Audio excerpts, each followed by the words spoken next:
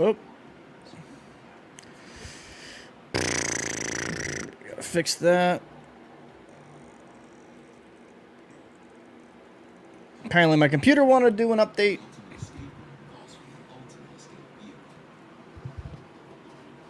Computer wanted to do an update midway through. Let's make sure all this is working. Audio. Alright. I'm gonna have to turn down this, guys, but... Alright. What's going on, people? What's going on? Zip BTS, Jason McGay, Aaron Adams. Sorry for starting the stream a little late. I kind of got caught watching the game, but I was like, can't put it. I liked what I've seen thus far. Hopefully this ain't too loud on the fan. But I agree. I mean, I've liked thus far the early start. I'm going to wait until I'm into intermission breaks to kind of react with the chat, boys, because I know some of you guys will be ahead of me, mainly because I'm streaming. So, Panthers have looked really good, though. They've had some good puck possession. But I like that last shift from the Bruins. I agree. Pasternak has looked pretty engaged. Patty Maroon.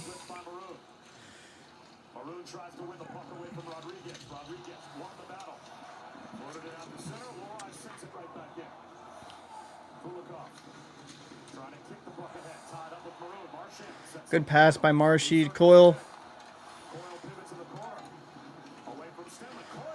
Oh, nice little take there. I like that. Like that aggression by Coyle. Big old Papa Carlo.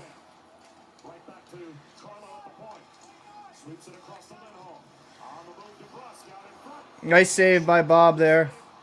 Carlo keeps it at the line.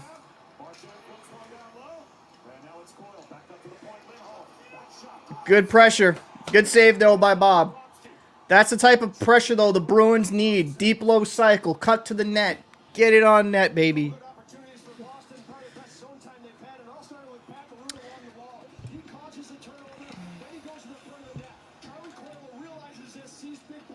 Hey, congratulations. That's awesome.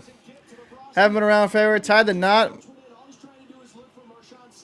I hope everything kind of works out, though. I hope everything works out. But congratulations, though. That's amazing. I'm a favorite there. Everyone, hey, congratulations in the chat. Hopefully everything does keep getting better, though, for you. All right, so we got... Oh. Geeky kind of A-framing here in the...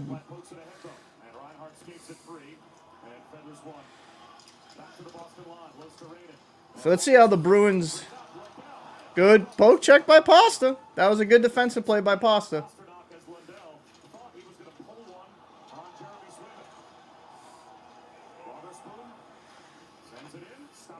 All right.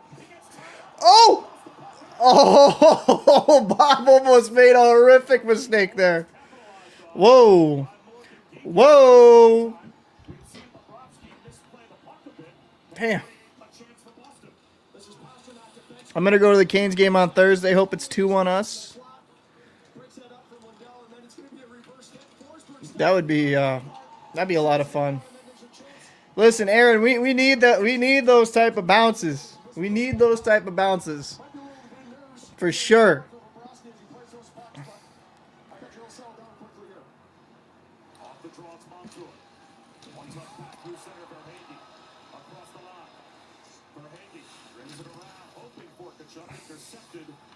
And where'd he go? Up. Wall point. Mikola. Montour. Shot. Brazil. Big boy. Using that physical size to his advantage. I've liked this third line for the Bruins. I'll say that.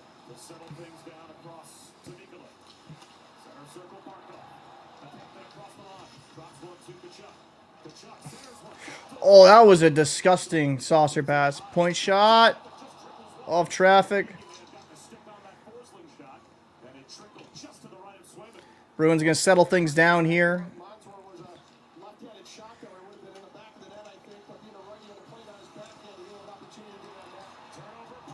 Three on two. Good bump there by Witherspoon.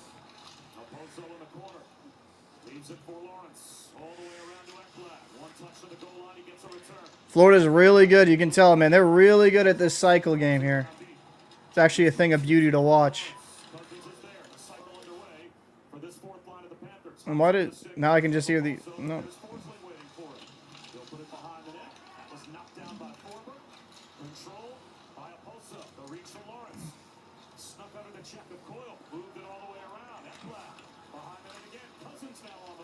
Panthers are getting a good deep low cycle here. Bruins got to get it out of the zone here. They're getting hemmed in. Good save there by Swayman. 51 seconds, ozone time. They're big bodies. I mean, they don't make it easy. Don't make it easy. All right, let me look at the comments. Aaron, fast-paced game. I hate to say this, but I'm bowling for Boston BTS. I appreciate it. Aaron says, God, they cycle the puck so well. Good save, Swayman. We'll take shots like that all series. Yeah, if you can keep them mainly to the outside with no traffic, I agree. That's the type of shots you want to allow on net. BTS says, hopefully this, yeah, big key here. Hopefully Pasta ain't a ghost in this series. Hopefully that, and he's looked, early on, he's looked pretty good. So let's hope that stays as a good theme throughout this. You just definitely want him to kind of keep doing well.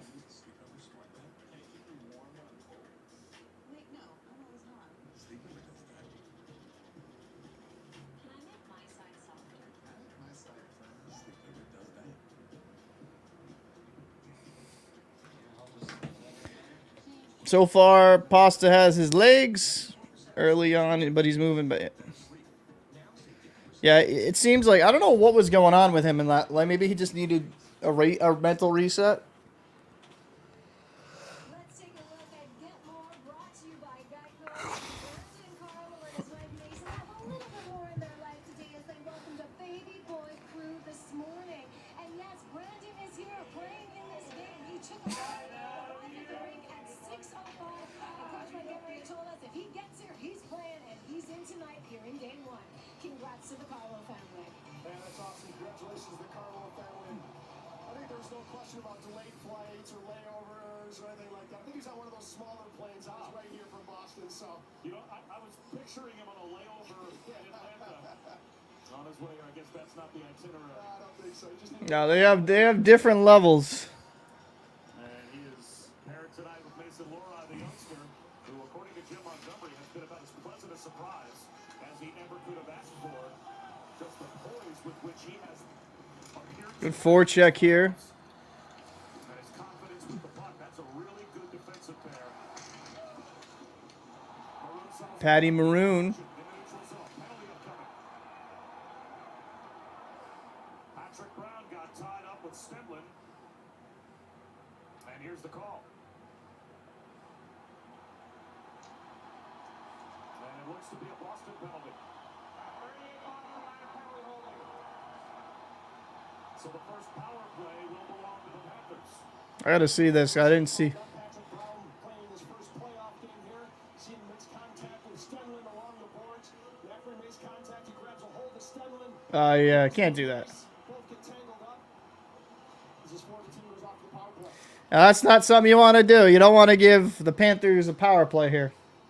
Against Toronto, the Bruins were nearly perfect. 20 for 21 on the penalty kill. And they had the 7th best I know he's called up because of all, you know. this year. You can't. It's worked down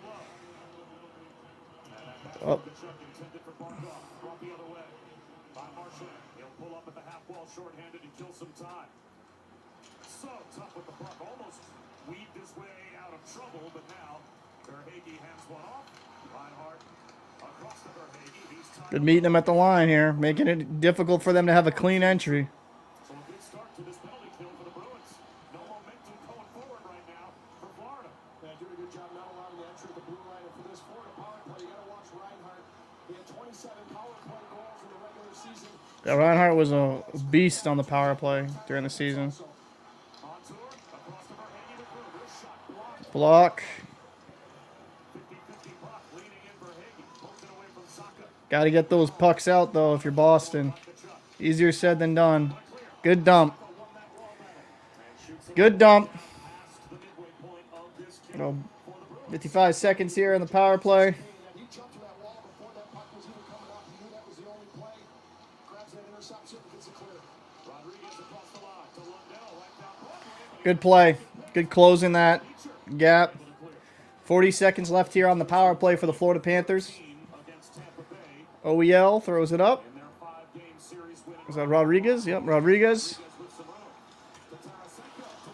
Tarasenko with a nice little backhand move. And the Bruins dump it all the way down. Power play against the Bruins in the regular season. So that's one thing from the regular season I think that can translate into the playoffs is how well they killed against their Florida power play. Larson gets it deep. Lundell working on the wall. Tarasenko and Rodriguez in the corner as well. Back to it. OEL shot. Blocked. Controls with 3 seconds to go on the power play. He'll skate it free, and that will end the man advantage for the Panthers. Marchand on the attack. Kind of wanted him just to throw that to Freddie if he could, but... Oh, good poke check. A good stick. Freddie just threw that in the middle. He should just kept it down low. I know he wanted to make something happen there, but... Good play by Lorai. There you go, bud. Frederick through center. A diving attempt by Lorai. And now it's Black. Pivots and heads up ice. Gave it away. Gave the pasta. Oh my God. Oh, what a save. Oh my freaking God. That was a grade A opportunity. I thought he scored for a second. I thought he went 5-hole.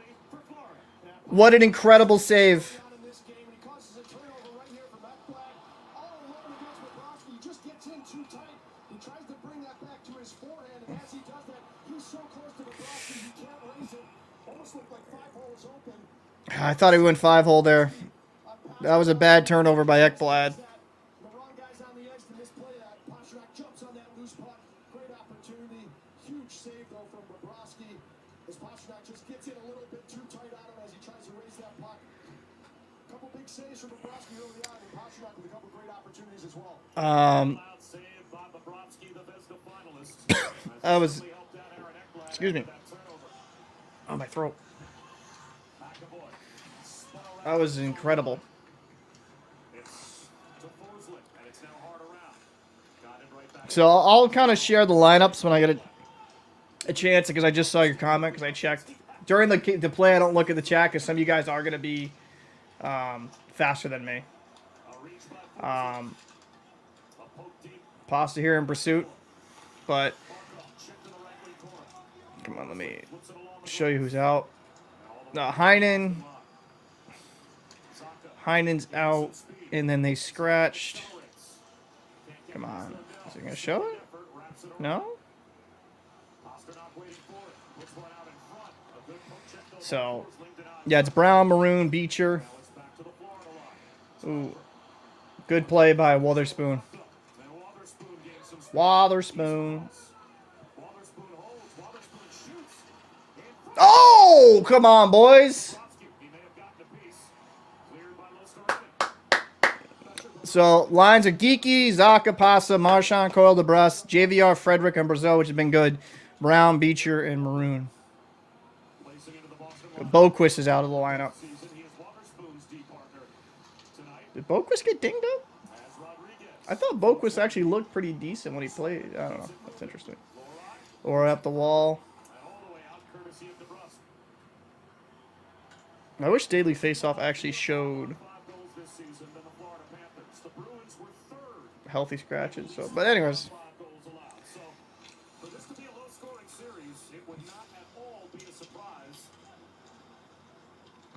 Special teams ultimately will be what tells the tale, Callie, of this series, because these two teams are so good 5-on-5. And it usually does in the playoffs. You usually win that special teams battle, you end up winning the game. Battling here, Forsling, Stenlin, JVR.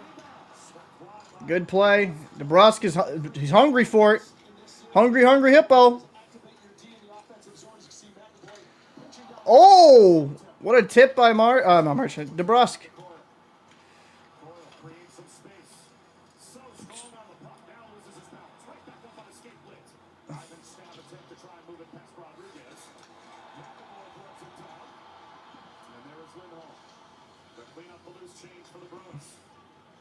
McAvoy snaps one ahead. Marchand across the line. Trying to Oh, drag. lost the stick.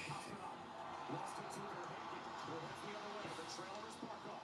Barkov a toe drag on his own. He found as well. There we go. Good transition here up by the Bruins. He is content to dump it. Jeez, look how big McCall is. Oh, he's like a train. In one of the regular season matches. Holy crap. Dude, Panthers, some of those defense, I'm like, I look at like comparison to like, that's a big boy. Raza with a great opportunity in front of the net, gets it at net. I don't know if Bobrovsky even knows where that is, but he keeps it out. Big boy.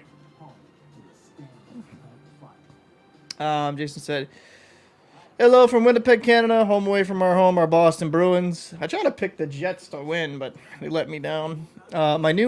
So I moved to my new house with sabotage, and I wasn't in a good place as it looks. I look the camera looking at my grandmother was like looking at the Skinwalker. Oh Jesus! I hope everything's getting better for you.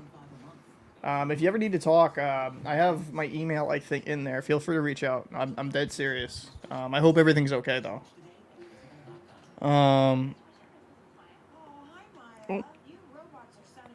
When I was first getting into hockey, I thought the Bruins logo was basketball. That's kind of funny. I guess I would have never looked at it that way, but that's actually pretty freaking hilarious. So, for y'all that noticed the StreamYard thing in the top right corner for you guys, I'm switching over to Streamlabs. First off, it's going to be allowing me to do more stuff with the streaming stuff because I'm going to be starting up a podcast here soon. And it's just, for what you get, it's way more bang for your buck in comparison to StreamYard. StreamYard is like way too expensive for what it is. BTS is, I'm going to have to probably update the Discord then.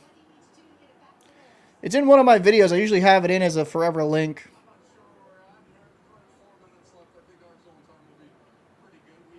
I'll have to kind of. No, I still have the Discord. I'll be honest with you, because of like working on the boats and stuff like that, I just haven't had the time to look into it. My buddy's actually supposed to be running it, but I'll get that fixed. I'll have a link. I'll have a link in the intermission. I'll find a link for you guys and gals. Coyle gloves it down. Center circle. DeBrusque pops up in the air. Marchand gets it deep. And Montour. So, Bruins, probably some of the best hockey I've seen from them. Moved forward by Lorine across the line. McAvoy tries to maneuver through traffic. This is probably one of the better periods I've seen from the Bruins all postseason thus far.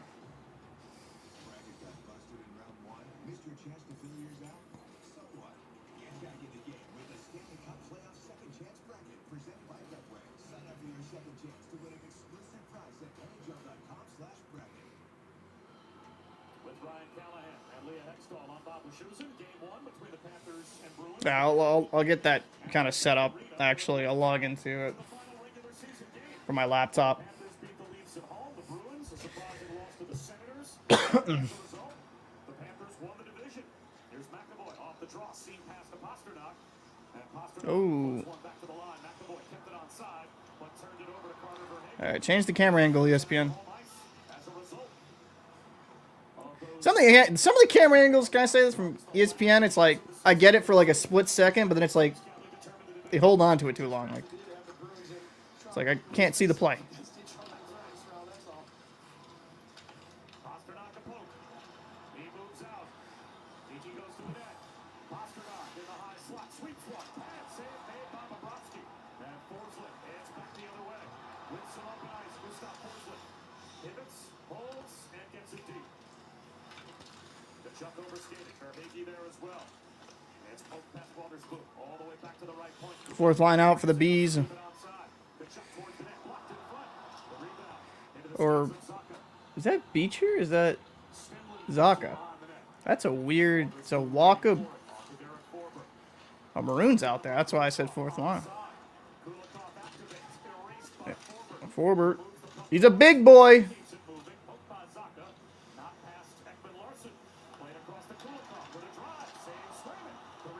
Never a bad plan to just get it on net. Bruins get it out.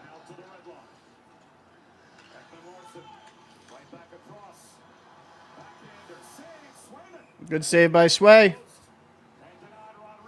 Seeing a little bit of a pushback here from the Panthers.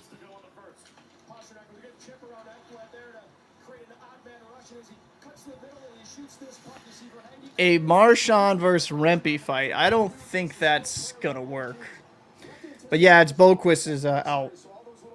Which sucks. I actually like how old Boquist has been playing. The top guys for each team. It pays off in game 6 and game 7. You hope it wears them down a little bit. That was always the mentality in games 1 and 2 as you're entering a series. Good win there.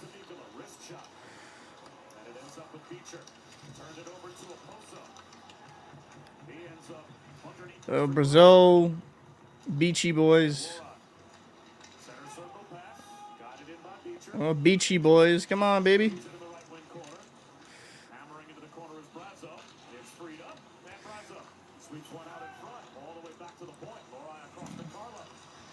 Get these big boys in front, man. That's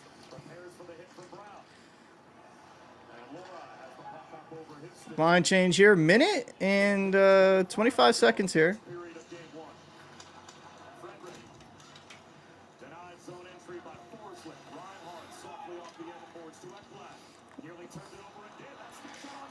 Oh, what a save by Bob!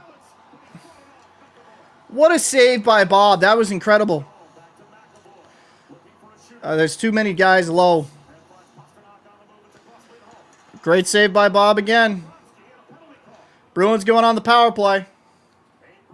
What a fantastic sequence of saves. Bob's looked sharp.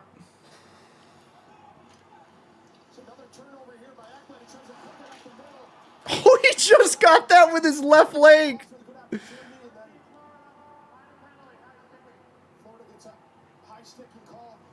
All right, so hopefully the Bruins kind of like play like they were on 5-on-5, getting pucks on net.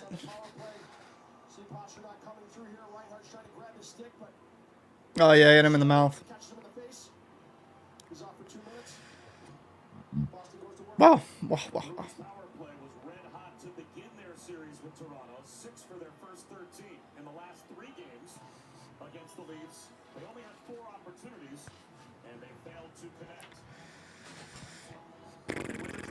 All right, here.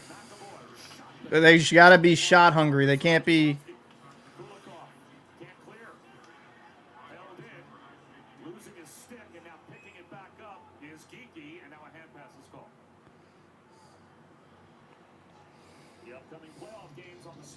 So 47 seconds here. Been an entertaining game. Panthers have had some surges. Bruins have had some surges. Panthers, I say, early in the game, were looking really good. Deep low cycle, had a couple possessions of like around 40-plus seconds in the offensive zone. Then the Bruins, definitely second half of the first period, they've been better and better. This has been a good back and forth.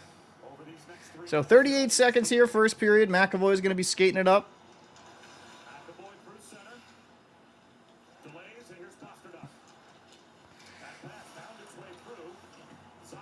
Oh, just out the reach of Pasta. Good clear there by Florida. Bruins have 20 seconds here about.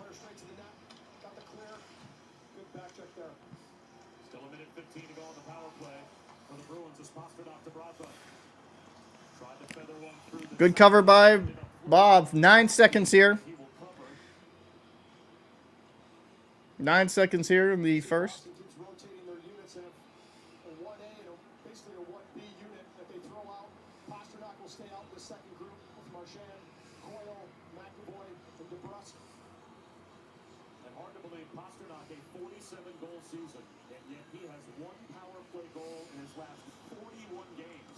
Good win there by Florida.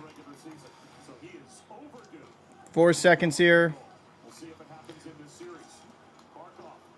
Good deep, good clear. So Bruins are going to have a minute, though, a little over a minute and a second of clean ice on a power play. It's going to be important. Florida did a really good job of killing that. So,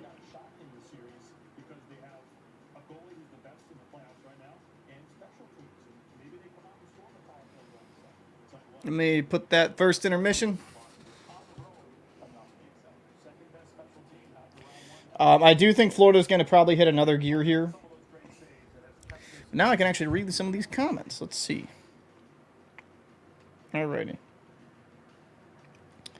JCast says, I'm a Leafs fan, so I'm rooting for the Boston with the Stanley Cup, though thought this Florida Panthers team since last playoffs had a perfect amount of grit and skill, and I'm hoping Sway can steal the series.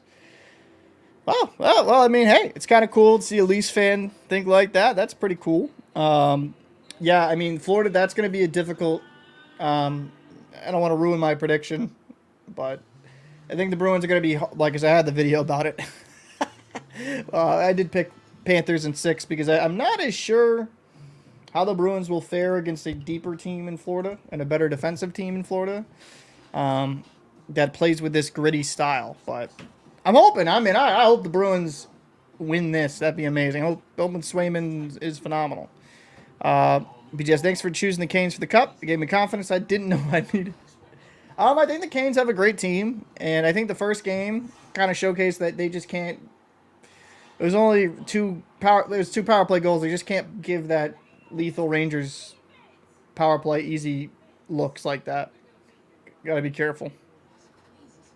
If anybody can match, yep, I agree with that. Bob has been fantastic. Thanks, Sammy, for early win numbers. I agree on that one. I think the Canes might have...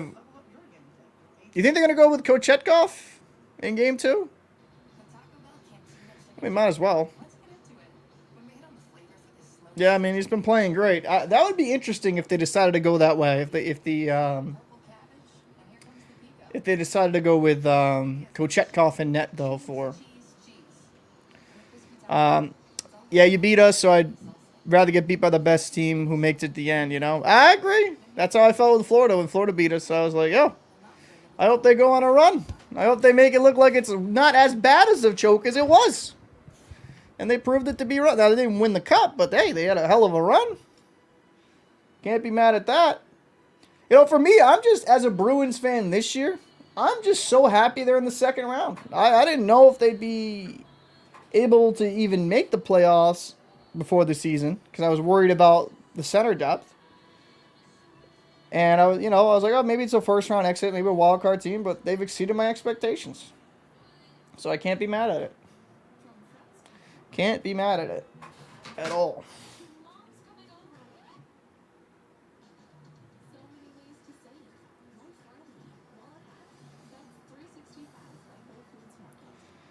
So we got, it's been an interesting first period. Trying to pull up the stats if this thing would load. That'd be amazing. Someday we'll load phone. Okay. There we go. So looking at the stats. Shots 13-9 in favor of the Boston Bruins. Faceoffs have been majorly Florida. 63% winning. Both 0 for 1 on the power play thus far. Bruins could get a power play goal if they finish it off. Swayman made a spectacular save, I think in the first minute. Low rebound, off his right pad. Then he stretches over to get the rebound, makes a great stop. Swayman has looked great. Bob has looked great. This has been a good goaltending battle here in the first period. Who do you think is better team in Florida? Do you think Tampa has given their crown away? I think it is at this point. If we're talking right now, if you're not talking historically, it's Tampa. If you're gonna say like legacy wise, Tampa hands down. But right now, I think the Florida Panthers are the far better team in Florida. Well, far better team in Florida. They're a very, very good team, and I think overall, they're deeper. Now, Florida's going to have an interesting situation with some of the guys coming available can become a UFAs. So we'll see how that goes. Maybe they take hometown discounts because you have no state income tax in Florida. So maybe you're able to retain those guys at a lesser AAV just because it's going to be the same amount of money if they go play in Canada or up in, state with tax. So that'll be interesting to watch. But yeah, right now I'd say Florida is the best team in the Panthers are the best team in Florida. Jay Cash says, "You're right. Without Bergeron and Krejci, you guys had a really solid season. Great coaching." Yeah, I mean, Montgomery gets a lot of guff here in the local media, and it's hard for me. It's like I like to take the piss out of pretty much everyone's local media because I feel like they get a little bit too, how would I put this, end world. Like when I watched the Bruins at one point, I think Felger said he didn't believe in Jeremy Swayman. So, local media I like to take the piss out of. But I think, it's been a great season, and they far exceeded my expectation. I didn't see this team coming into the season. I didn't see this team getting out of, going out of a first round. So it's been really good.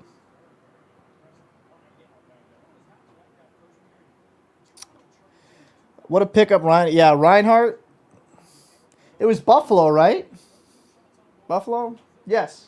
Right? Yeah, because Bennett was from Calgary. Reinhardt was from Buffalo. Yeah, it's been crazy. He's been absolutely phenomenal.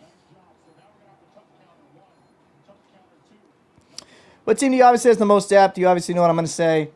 So, it's actually kind of an interesting one because I have thought about that a lot. Like, after the Jake Getzel trade, which Pittsburgh still almost made the goddamn playoffs after trading Getzel, which is crazy to think. If you kept Getzel, they're probably in the playoffs over the Capitals.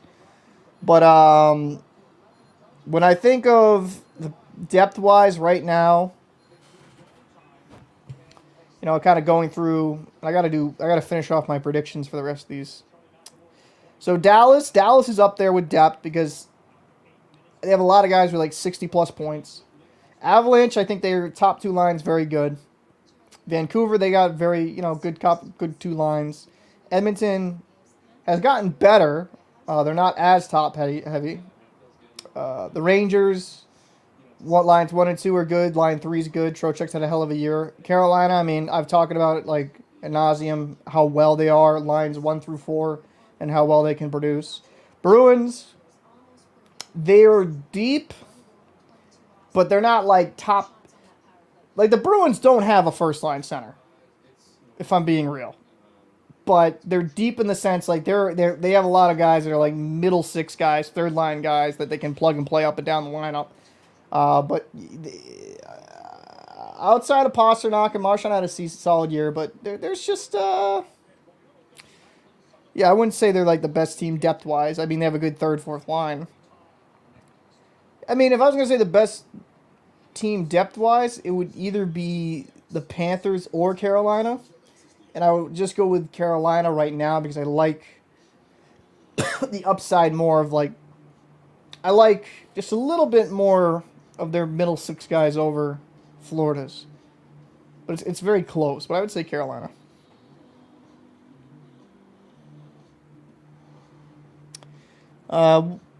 Local, yeah, they take everything to heart.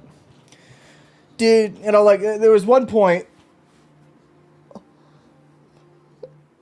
There was one point on the radio, and I try not to listen to it. I'll try not to listen too much to the radio, 98.5 here locally in Boston. But they'll say some absolutely nutty things. What did he say once? Felger made a big deal about DeBrusk not complaining, but talking about security and stuff like that. I'm like, dude, that's just human nature. These guys aren't robots. They're allowed to, have opinions. It's not that deep. Felger's a guy I think's entertaining, but do I look at him as an insightful breakdown guy? No. Yeah, the Sabres, I figured. Bruins culture is second to none. Yeah, it's up there. It's definitely up there. I mean, for how long the Bruins have always just stayed consistently like in a playoff hunt or in the playoffs, it is impressive. I'll give them that. I'll give the Bruins that for sure. And then Mason's so underrated. He's a very good player. Isn't he pretty big too? Like size wise? How big is actually? Let me look that up.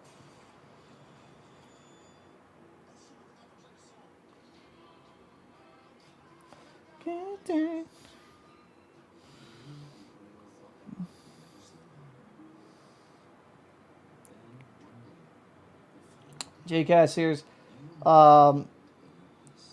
so you should hear our local media news in Toronto. When they win 4 straight games, they're the best team in the league.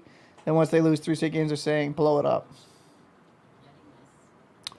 And I might clip this when I say this.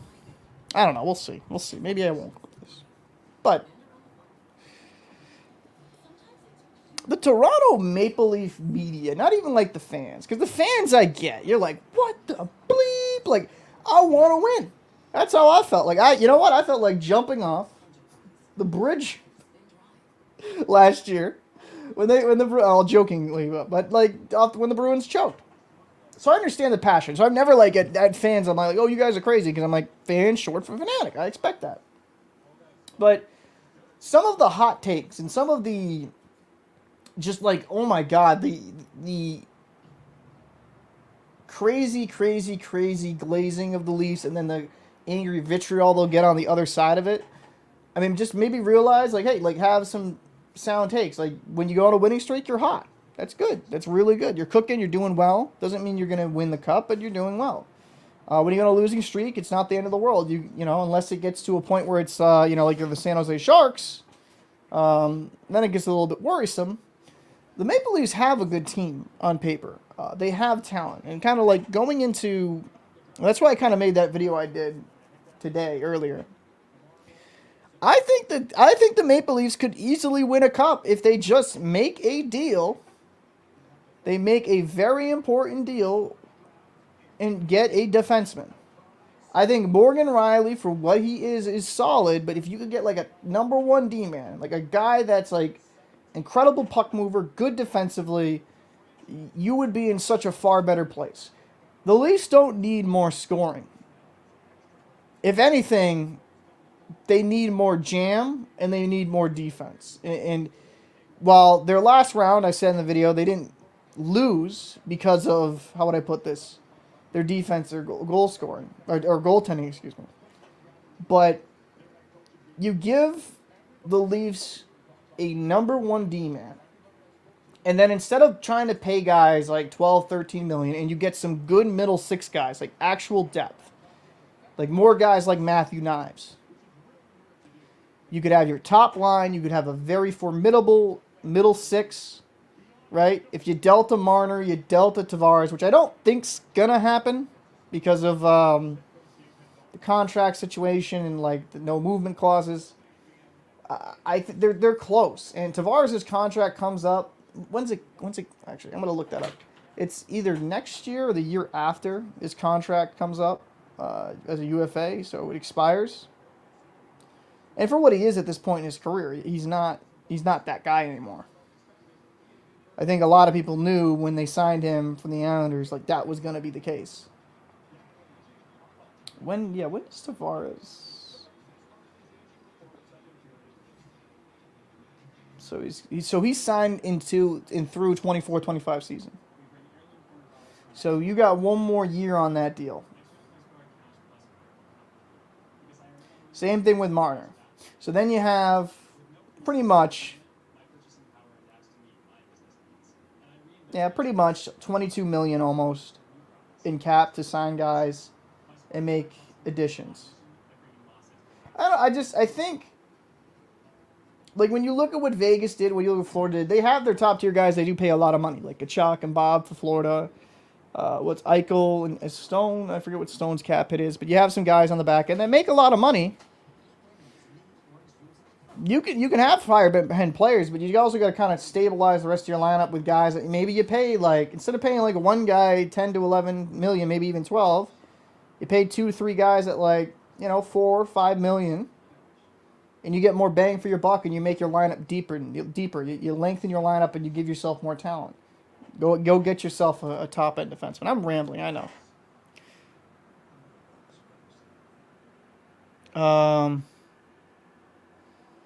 So I'm rambling. Let me roll back down. I've been literally numb to the Leafs playoff team since 2021, and they blew their. Yeah, I could get that. I want them to go after Pesci. That would be a good deal. Trey Living, I got to see what he does, because if I remember, was he Calgary, right? If I remember correctly, I got to see what he does. You got to see what he does. After next season, do you think Keith is gone next season? Hey, what's going on, headphone dog?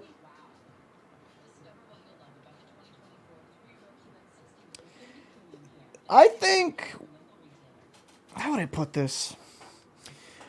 I don't know if Sheldon Keefe's the right guy for the job there in Toronto. And I think, how would I put this? Because I don't think he's the worst coach by any stretch of the imagination. I think they need a new voice. I'm not saying to get Babcock again. Didn't go well for the last stop. That old controversy. But they need somebody that's kind of like a 50-50. That's not going to be like, so hard on the players in this generation that they cry in their locker room in each other's arms. But not soft enough where it's like he's giving them handies after the game. Like, you need kind of that middle ground of a guy that's a leader that you got to... And I can say this kind of from experience being in a leadership position now. Is like, you got to be firm, but you got to be fair. You're going to have your moments where you kind of yell and bark. But then there's going to be other moments where you're like more understand. All right, like, listen, I know you messed up. This is what we're going to do. I don't know. I think with Keefe and me, I'm not around the team in person, so maybe he is like that. I'm not sure, but I do think change should happen. I mean, they got rid of Dubas. He went to Pittsburgh. Now, usually the GM gets their own coach. So after a first-round exit, is Keefe gone? I wouldn't be surprised. Wouldn't be surprised.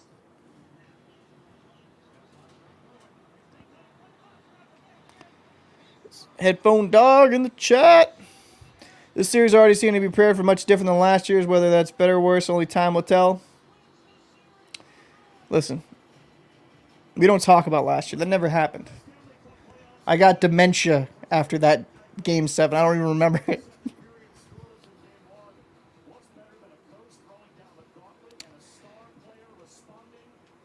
Pesci is yeah, right-handed, yeah.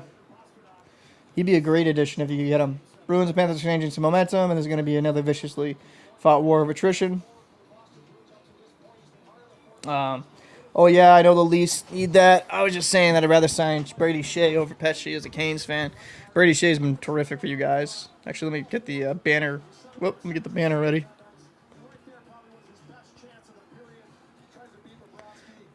Oh, Jesus.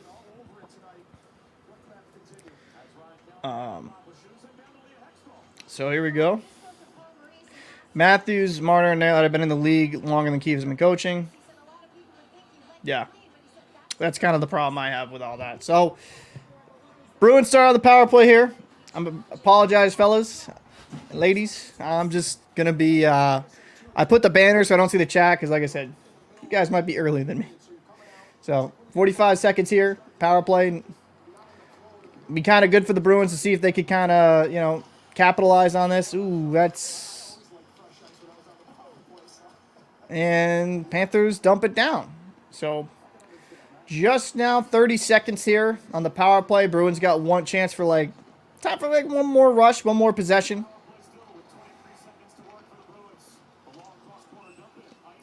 Oh.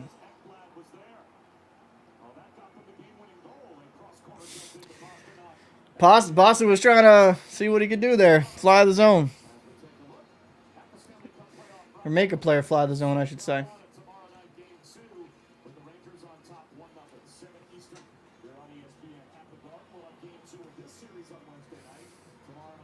in Colorado get started Wednesday night. Vancouver and Edmonton.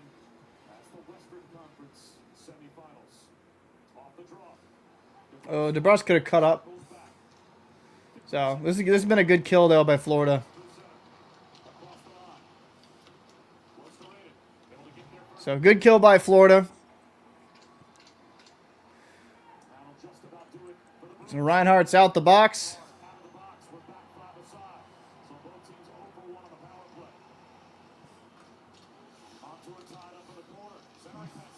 Good save by Bob.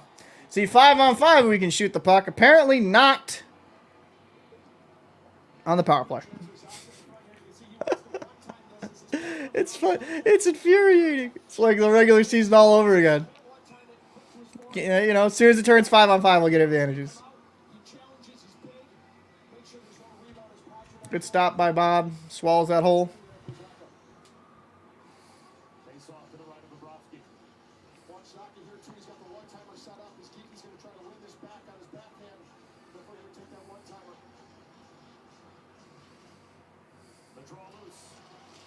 Geeky, oh.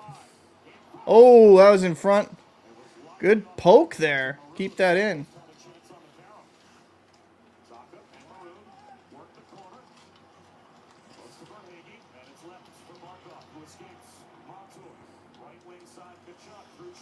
Chuck with a good move. Good save there.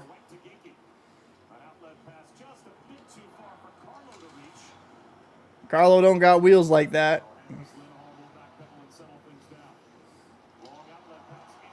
Bad pass. Good save by Swayman. Good defensive play there. Can't be giving Florida like those type of chances.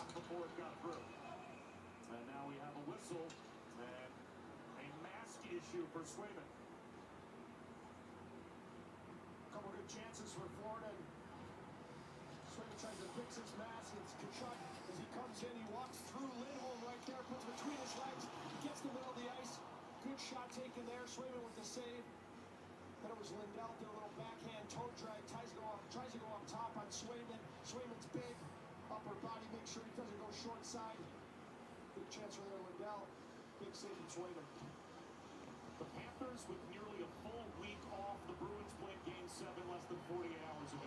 We wondered about the impact on both teams of those kind of odd scheduling quirks. Good win there by Florida. To the eye test, both teams seem to be their normal self, do they not? They both look good. I don't think it's affected them negatively in any way, either the rest or lack of there. And I'll tell you what, there's a pretty even first period. Both controls their zone time. Both play well defensively. The leads were good. Wotherspoon. Good series, you can tell already. Reinhardt an intercept. That was Larson. Played one towards the net.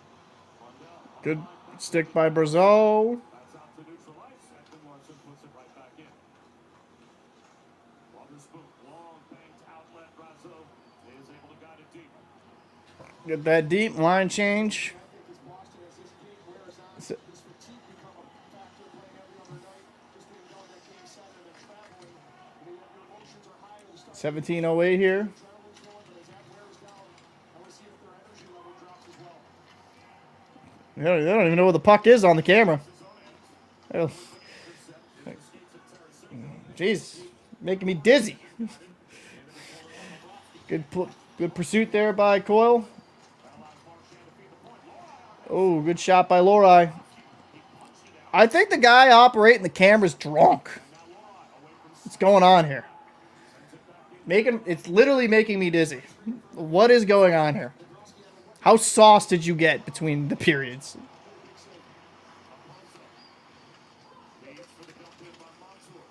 Good play by Lori here. Lost his stick, grabs it back.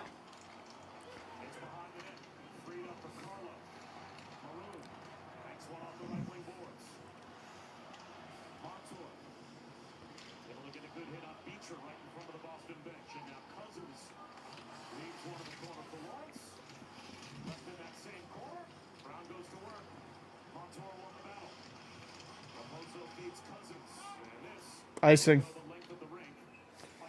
15:56. Anyone else get like completely dizzy watching that crap? Maurice thought was the fact that the Bruins went to Game 7 think the Bruins play smart, physical. I agree. I agree with headphone. Hey, Blood Man, good to see you, man. Appreciate you kind of popping in. Sorry to hear about the Knights, man, but they had a hell of a year. Him and Shea, best friends. Definitely still, yeah, I mean, dude. Yeah, surprise cameraman. That's. Oh, don't mind that little floater on net.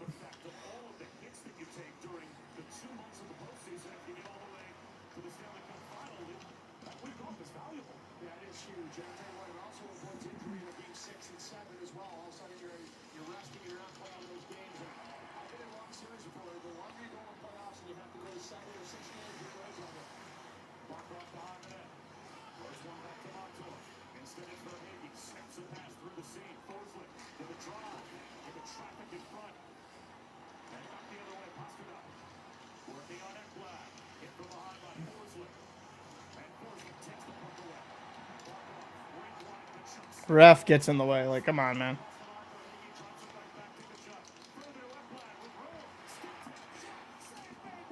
Good save by Swayman.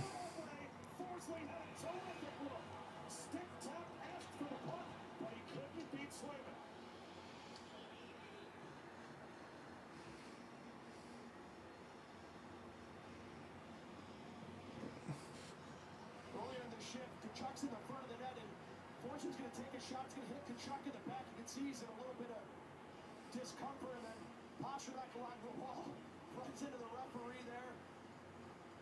But I think he's okay after that accidental collision. I don't think he's happy about it, but then Forsling comes down. He's had the beaver tail going. You can see him slam his stick on the ice. Ekblad with a pass. Swayman with a big stop, though, on Forsling coming right down Broadway. Pastrnak still shaking off the hit from Chris Rooney. I think the referee was just credited with a hit in the box score. Mikola. And then Carl Reinhardt. Double team. Leaves one for the Bengal. By Osterrein to get through some traffic. Put on net. Good defensive stick there by Marchand. Got moved by Coyle. What is this? Where was this from?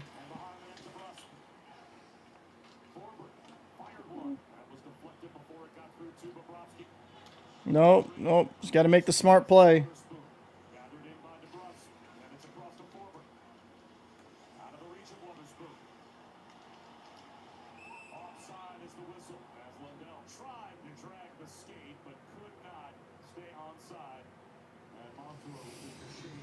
Jesus.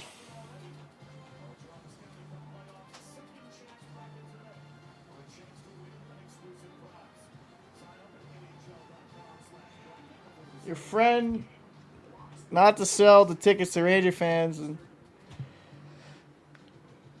I don't think it's a bad thing.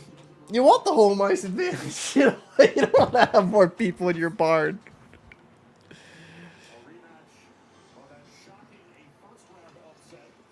Because actually, it's funny, Carolina, there's a lot of Rangers fans down in that area because of usually people that move out of New York City, they'll move in the Carolinas, save money. I knew a lot of guys like that.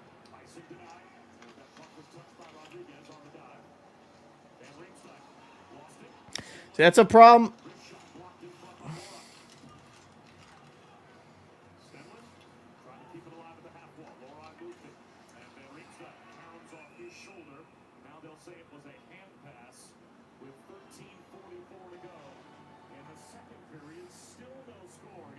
Going to intermission? Between the Bruins and the Panthers, the Stanley Cup playoffs on ESPN.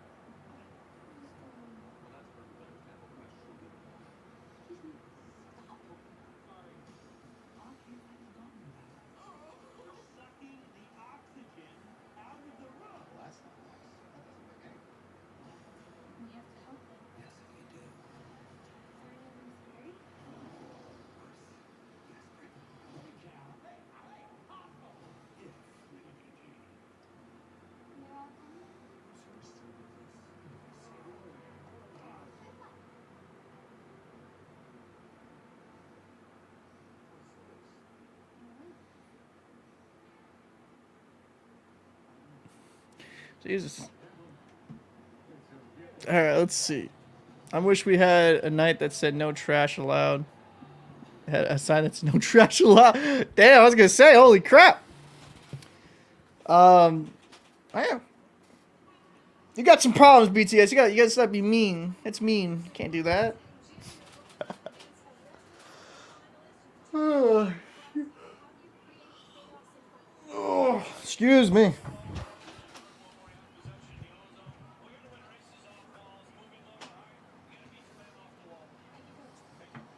Jim Montgomery is saying, you have to win races off the wall. He's saying that because Florida plays a man-on-man defensive zone. So when you're man-on-man in a defensive zone, the way you create offense is beating your guy off the wall. Pozo here on the dog. You left your guy.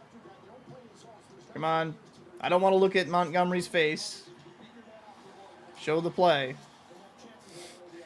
No offense to Montgomery. Sure, your wife loves you.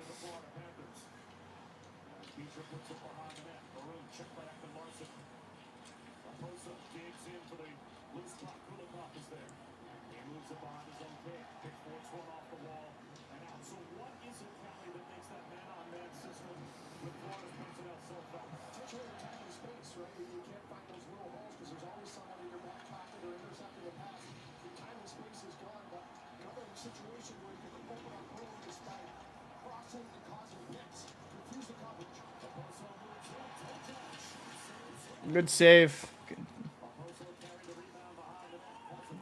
Two Panthers down below.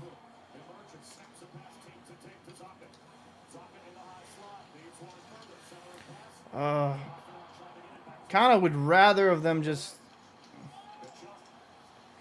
Rather of him just.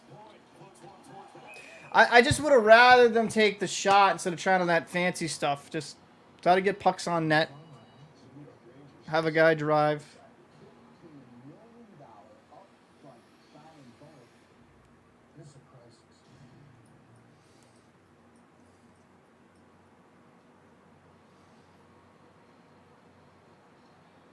Score. Game 1. The second round underway of the Stanley Cup playoffs. Barkov and Coyle. To the right of Swayman. Barkov wins the draw. Nikola walks it across the line. Move behind the net by Verhage. Kachuk and Barkov work the corner. Kachuk sweeps it back up high. Open for a return. Instead Verhage. The right shoulder by Swayman. Oh, he almost had him backdoor.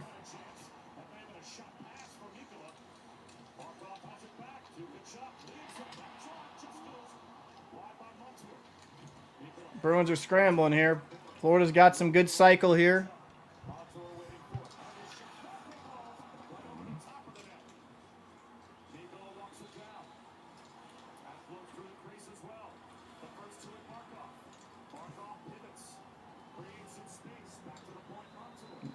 Tore over.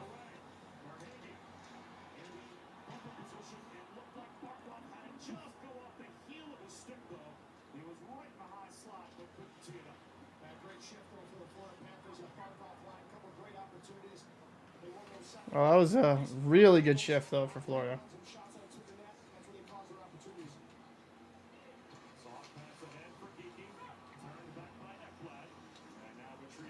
11:20 here in the second period. Mainly been Florida all this period.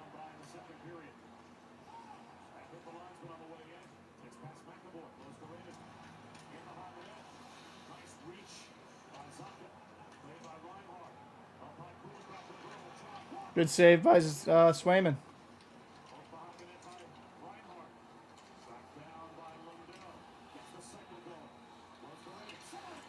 Good. I think Lorai got a piece of that.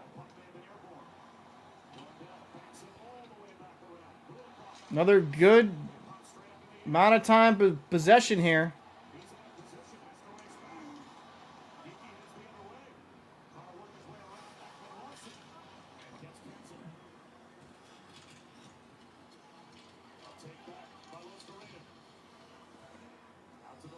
Bruins just need to get some type of possession time here in Florida.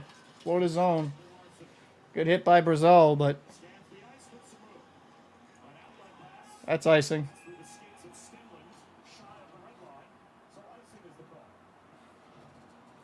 DC, let's go Bruins. Is Swayman staying on his head? Yeah, he's been playing really good.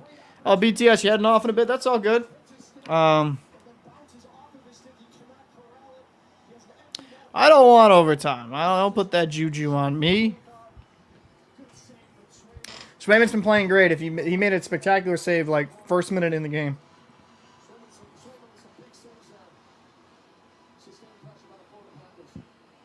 Bruins had a very good first period, but this one's been kind of. 7 shots on net. And a false start here. Reinhardt's been out there about a minute and a half. Obviously, shots out there because of the icing ball. Cooled off nearly a minute as well. So this is 2 Come on. are in need of a change. Marchand sets up Coyle in a spot where he'll try and pull it to him. And instead, the defensive zone draw won by Stegler. Off the stick of DeBrusque, but out. Forward sets it in, took a hit from Rodriguez.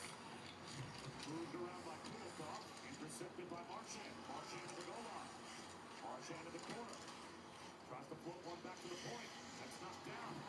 Yep, that's good. Get Bobrovsky trying to make saves. He's been very good in the series. There for good control on Kulikov. DeBrusque puts to center. DeBrusque on the move. Fluttering wrister to the blast to the right of Bobrovsky. Waterspoon settles it down. Tucks one to DeBrusque at the half wall. Stenlund popped it up in the air, but Waterspoon hustles over and keeps it onside to DeBrusque. Off the skates of Laura. All right, there you go. Bruins getting some offensive zone time. Good move by Laura at the line.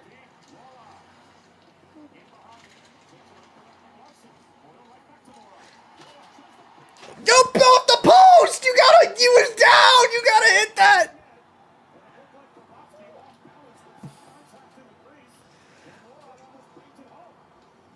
Gotta get that in, baby.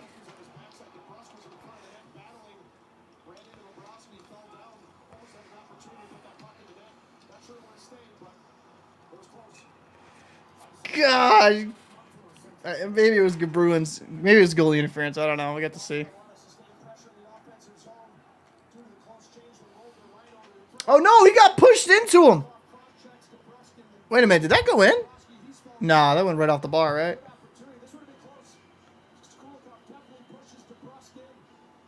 No. Damn, right off the bar.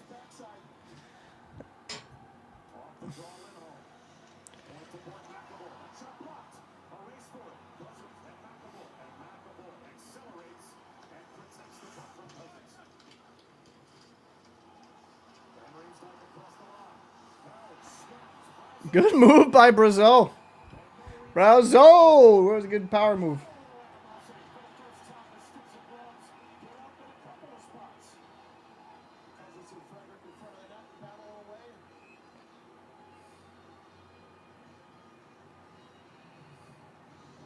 Past the midway point of the second period of game 1, no score.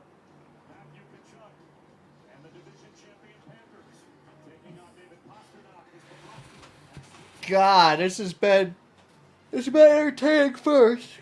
Woo. Excuse me.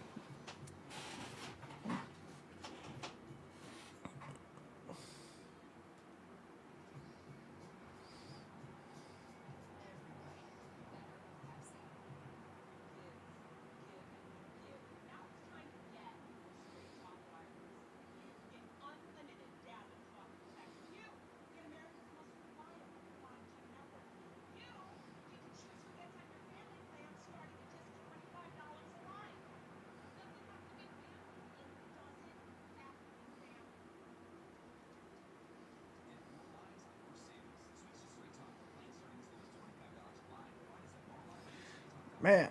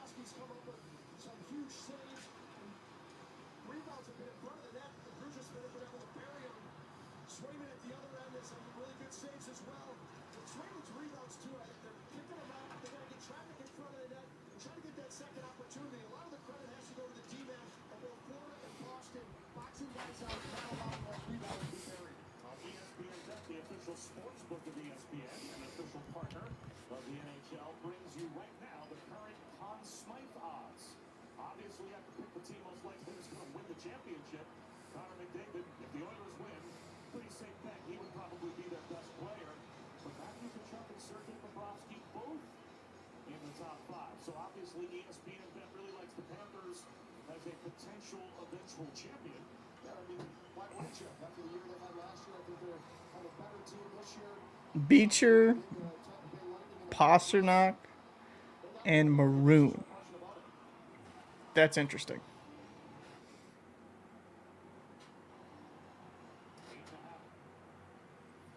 What's going on here? Don't cut out on me. Period number 2.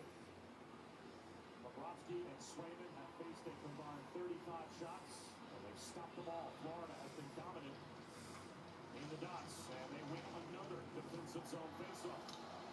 McAvoy turns it, and Beecher hands it back, and home across the McAvoy. A turnover. Barkov will take a look. Here's Tkachuk. Oh, Kachuk scores. Bad turnover. Oof.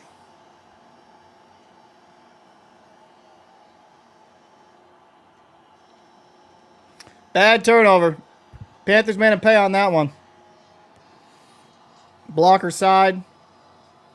There's his dad, Keith. It's all going to start with a turnover just inside the blue line for the Florida Panthers. It's going to be Barkov who picks it up. The Selkie finalist cuts it over to Tkachuk, who beats Swayman on the stick side. But once Tkachuk, you realize that puck's turned over, presents his stick, opens up, no stick handle, on and off the stick. Oh, it changed angles on. He went off Lindholm.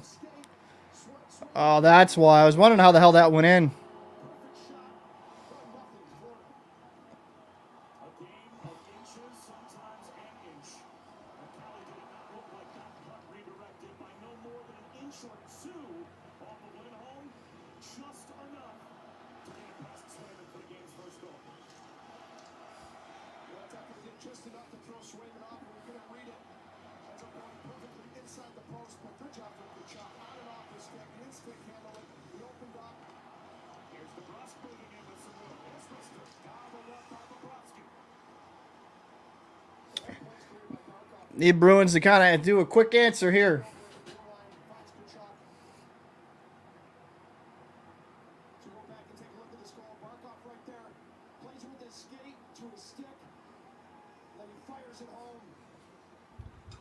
There it is, his dad's reaction. He's loving it. This Florida crowd is loving it. 1-0 Florida. Tkachuk the goal. Barkov the primary assist. Alexander Barkov once again is a finalist for the Selkie Award. He already won it back in 2021. And that defensive play that he made helped to set the goal up as Bobrovsky steers that one aside with the left back. Lindholm across the field. That shot goes over the blocker side of the cage. As Bobrovsky watched that one sail by. Tkachuk snaps it past the postman. And Lindholm scans the ice. Geeky with a drop. Pasternak. Right back to Geeky. Geeky down low, Zaka. Bobrovsky waits forward. The same side to Ekblad. A turnover. Pasternak down low. Bobrovsky. Let's go. Good answer, boys. Good answer. That's what we need. Good answer. Let's go. And it's turnovers, Kelly, at both ends that result in the respective goals. Let's go. God, both teams are getting completely fucked by turnovers. Again, you turn it over to Pasternak. The most guy to turn it over to, but good play. Getting that to Saka. He crashes the net. Morgan Geeky, if you missed that, oh, Geeky, who's going to clean it up perfectly, puts that under. I thought Geeky missed that for a second. Huge response from Boston. We're tied up at 1. 1 minute and 7 seconds. All right. After the Panthers get the This is like the signature for the Bruins. second goal. Get scored on and score like a minute or two later. I feel like that's even when they score, they'll lit up a goal a second or two later. Good, yeah, that is a good response by the Bruins. To the draw of Maple Leafs, and then quickly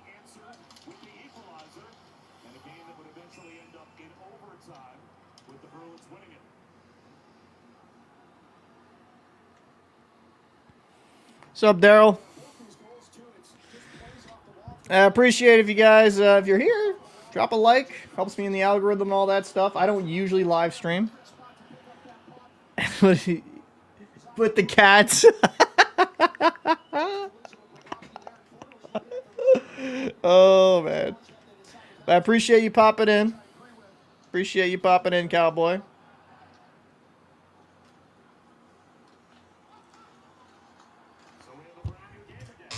Icing Bruins. You're right. What a response from Boston there. Come back that quickly. Make this a one-one game. You know, we were just talking about how good the goalies have been, and just like that, get one goal at each end. Well, the mental toughness of this Boston team, it was already a big test that they passed in round number 1 against the Leafs to win a 7-game series in overtime in Game 7. Of course, with the history lurking over their shoulder of what happened last year, they scored 18 goals in 7 games and won the series. So obviously, Jim Montgomery has a team that doesn't get rattled in close games late, because for them it seems like every game is a close game late. And they have a lot of experience on that bench as well. They realize the ups and downs throughout the playoffs and the emotional swings from in-game, game to game. So this is a group that's definitely not going to be rattled by giving up the first goal on the road in game 1. But good response, good to back that quickly. All right, let's see here. Bruins need to start winning some draws here. They've been getting killed on the dot. Another draw loss. Verhage beats the point. Kachuk floats one. Montour activates. And in the right wing corner. 2-on-1. Barkov is sandwiched. All right, go around here. Forward. Able to reverse. Walter Spoon. Finesses one off the right wing glass. It's right back across to forward. And now Kachuk gathers. Johnny Beecher going for a line change. Intended for Barkov. And forward will retreat to Waterspoon. Waterspoon up the same side. Pass Montour. All the way down. I feel like the defensemen for the Bruins just panic at times and throw it up the wall. The Stanley Cup playoffs continue That's what I feel. on ESPN Game 2 of the Hurricanes and the Rangers. And Daryl says, F my Leafs, fire them all. All right, well, I mean, I do think there's going to be changes. There's definitely going to be some changes this offseason. There's going to have to be. I think Shanahan should go. He's got to be gone.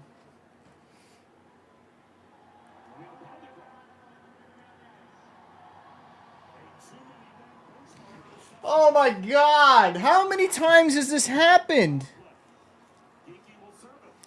How many times has this happened? Too many men? Like, you gotta be. That you can't take. Give this forward a power play an opportunity.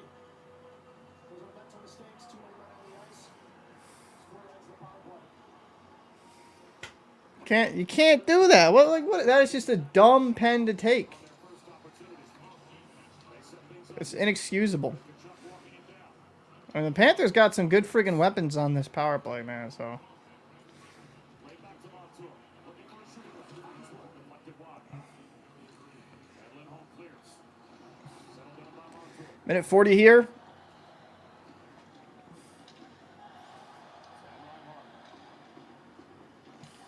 Led the NHL in power play goals this season. Chip toward the net. Good save. Good. Almost found Reinhart, but Swayman read it and trapped it. He went back and found the too many men on the ice. Damn. You can see there, 1, 2, 3, 4, 5, 6. Not enough nature, but I think that's too many, Bob. Just can't happen. Those are mental mistakes in playoff games that can cost you. Good save there by Swayman on Barkov, but Jim Montgomery's not happy with the whole situation either.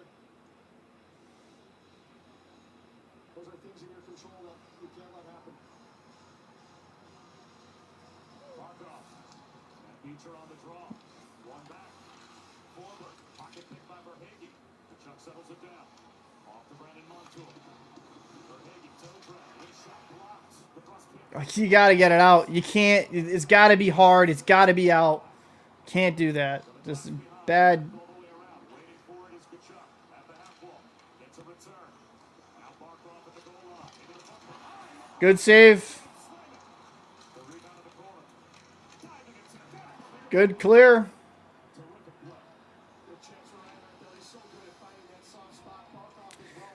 Oh, man, this is stressful. 45 seconds.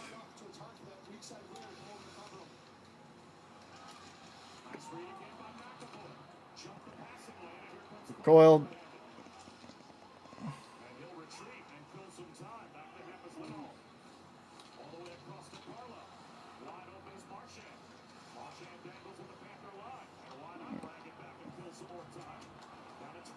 Good kill there. Good little play there by the Bruins. Kill a lot of time.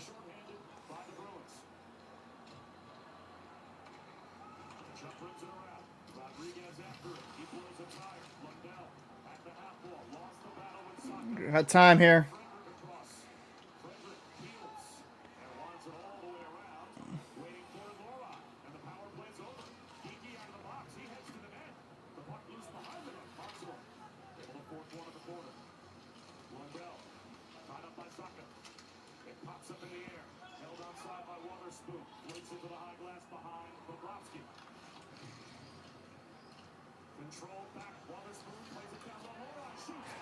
What a nip!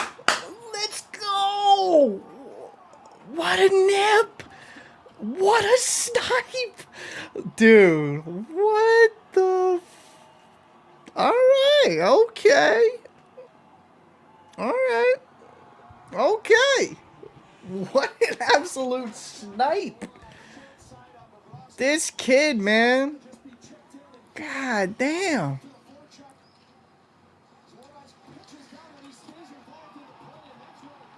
That's... No, why did it freeze? Do not tell me my stream just froze. Okay, there we go. Dude, that was a perfect shot. Bob went down, trying to seal it.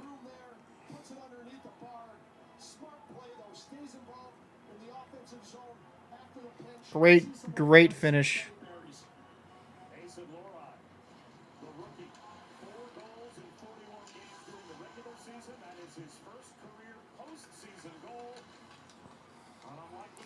Now, can't see the Leafs. That's the Leafs. Florida's getting answers, trying to respond here.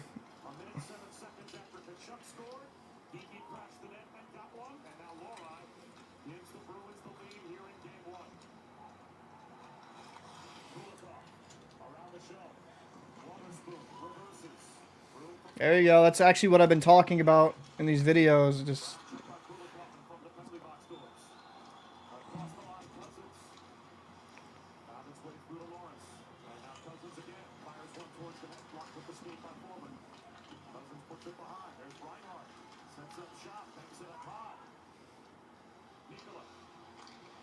all right. Oh. There you go, Maroon. Big boy down low. Lundell, Cousins, Reinhardt up the wall. Ekblad here at the point, trying to shoot. Good save. 2:31 in the second. That's unfortunate, that one on. I feel like both these goalies, like, that's unfortunate. That was an amazing snipe, though, by Lorai. Holy crap. He nipped that. That's kind of the flash a lot of us people were excited about from him. It was Ohio State. Like, you could see it. But he's definitely far exceeded my expectations, what I expected from him this year.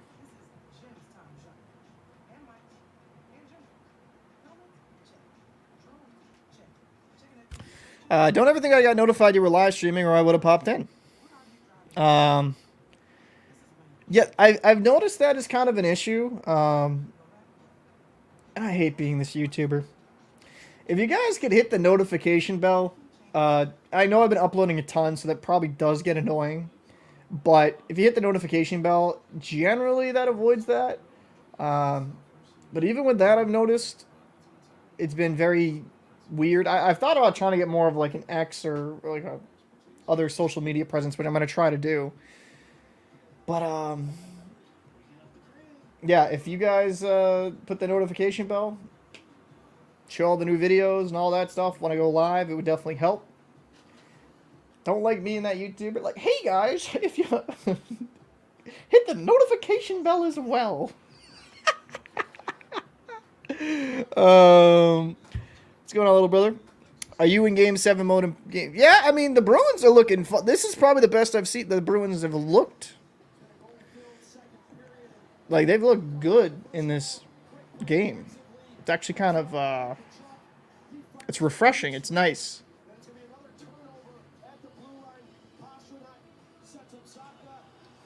Patrick Peltier said, I might not have a voice at work tomorrow. Thank God I don't go back to the boat until Wednesday. Thank God. Of their first round series that the Bruins have played with a lead.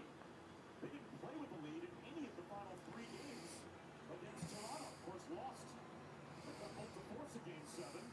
Never led in regulation and had to win the game in overtime. 225 here. Oh. Over Montour's stick. They did not play with a lead for the final 3 games of the series and found a way to win. Amazing. And that much more, I'm sure, a bitter pill for Maple Leafs fans to swallow. Montour trying to track this one down. Works it behind the net to Nicola. There's a giveaway to McAvoy, but it was turned back by Losterraven. All right, minute 58 here. It's going to be outside, either outside Florida zone or right in the center ice. Center dot. Teams used to play in close games, as you mentioned, and just coming off a series where there were a bunch of tight games and they're comfortable in the situation. I've been impressed by their response after giving up that first goal. Got right onto the attack, created opportunities, and then scoring 2 themselves. See Jim Montgomery talking to the Bruss there. A little bit of a discussion going on. I don't know if they agree with each other on where they were supposed to be at the play, but Montgomery let it go. Under 2 minutes to go in the second period. I've liked what I've seen from DeBrusk in this The Panthers out. last series. He was a guy that I saw the skating, saw the effort, which was huge. Lindholm drives the opposite side. A takeaway by Barkov in the corner. Up top to Forsling. Rich shot. Ooh, that almost changed angles. The Panthers' playoff goal-scoring machine almost had one. Damn. As Forsling shot to a stick of Verhaeghe. It just went wide. Yeah, but he's always in the right spot, always around the net. Puck just seems to find him. He's one of those players. And Forsling is That was a sick tip by Verhaeghe. moving across Swayman as he's tipping. That's not easy tip to make when you're not planning and you're moving. Good tip there for Verhaeghe. Good chance. 5 goals in the first round against Tampa Bay, including an overtime winner. His 5th career playoff overtime winner. Against the Lightning in game number 2. He's got 8 career game-winning goals in the playoffs as well, so Is that good? that's good. Yeah, 20 for his career in total. that'll do. That'll do, Pig. That'll do. Rodriguez Come on. to Kulikov. Lines it all So McAvoy's got to win the race here. lost though. Rodriguez fanned on the pass. Checked by Pasternak. Takes it back. Oh. Rodriguez this time gets it. Oh, it just hopped off his stick. Over his stick. Save Swayman. The rebound loose. Loose puck. 55 seconds here. Swayman will play it. Lindholm will move it. Take time. Like, For a stick lift on Kulikov. Kulikov ties him up. And now take your time, man. Like, just see. Just lift your head up. Get the puck. This puck comes through. Boston does a great job defending this. Swayman's going to come up with the original save, but there is going to be a rebound there. See Lindholm in front, takes Tarasenko, and then McAvoy drops below, makes sure that nobody else is there to clear that rebound. Great job by Swayman as well, looking through that screen. Great view of that. Good job by Boston, collapsing, getting that rebound, and then getting the clear.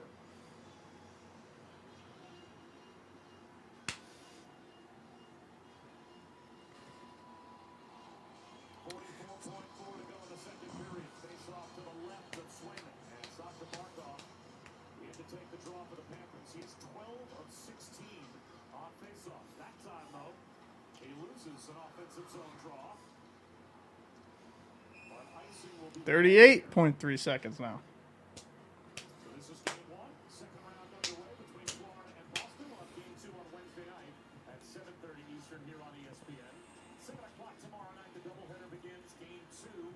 Cowboy, do I see any whales on the water? Yes, actually. I've seen a killer whale. Actually, funny enough, off the coast. And then I saw a right whale, right actually, right in the East River one time. Like, right near the mouth of the East River, I should say. And it was crazy because there's only like 16 feet of water there. Oh. Let's go, Carlo! You beautiful bastard! Let's go! Let's go! Yes!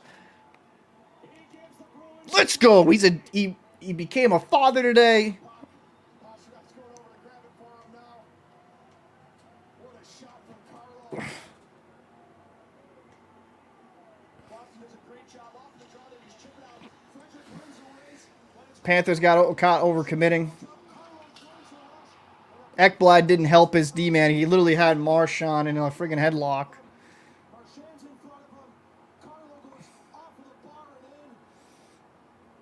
What a shot. 3-1 Boston. In case you're just joining us and missed the story earlier, Brandon Carlo and his wife Mason welcomed a brand new baby boy crew earlier this morning. Bruins got to finish out this period, though. After flying down late following the team, got to the building a little after 6 p.m. Eastern time, and was here for the opening. So 3 seconds here. The game began shortly after 8, and now St. Pump bring it home. Good shit for Carlo, man. Good shot, man. Great shot. I was waiting to see someone go over and grab it. Pasternak jumped off the bench, ran over, got the puck for him. That one definitely goes on the mantle. What a story. What a shot, too, from Carlo. 3.5 seconds. All right, so Panthers have been so much better on the dot. Pasternak just flew the fucking face off. You can't do that, dude. Pasternak jumped through before that face-off was dropped, so Redraw. do it again. Can't do that.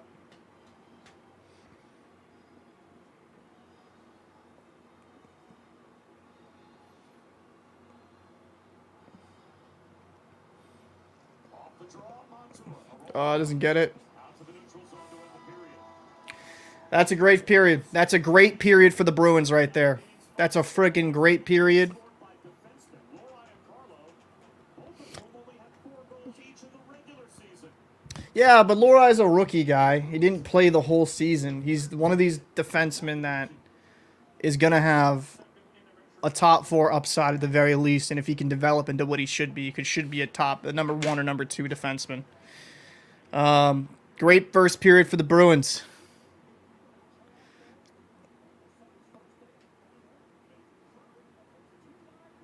Let's see. And I didn't expect this start either. And it's a beautiful thing. It's a beautiful day. Still a lot of hockey left, though. Florida still has those moments where they're just really good on that deep low cycle, making it very difficult for the Bruins to kind of get out of their own zone. I'd still like to see the Bruins at times. And they've been far better in this game, just kind of gather themselves. And just instead of just throwing it up the wall all the time as a defenseman, pick your head up, see who you got, look at your options. But they've been far better about that in this game and compared to when they were playing the Maple Leafs. Has any time? Not yet. Has it? I hate you. I hate you with like a passion for that comment. I hate you for your passion for that comments.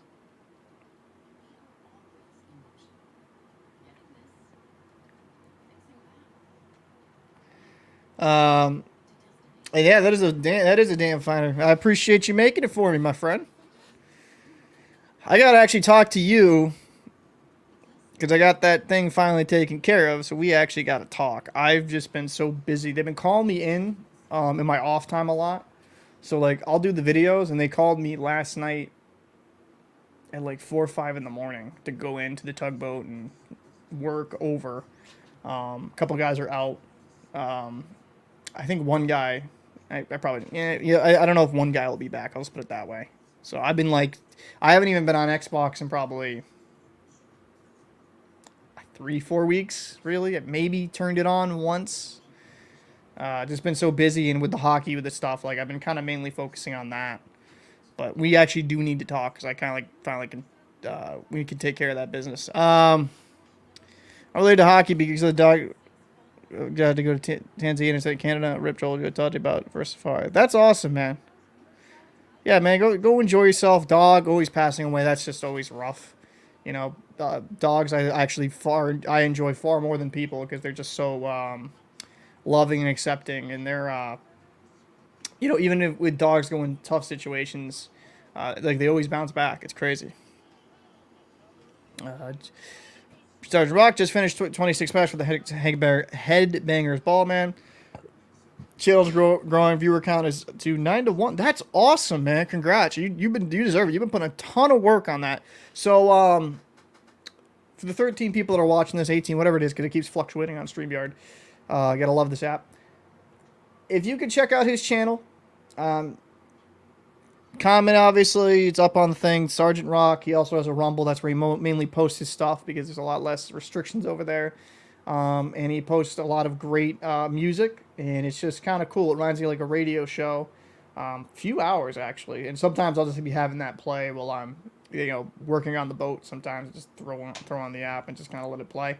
But definitely highly suggest if you guys could check him out. I'd really appreciate it. If you're into metal, you're into rock, he's your guy.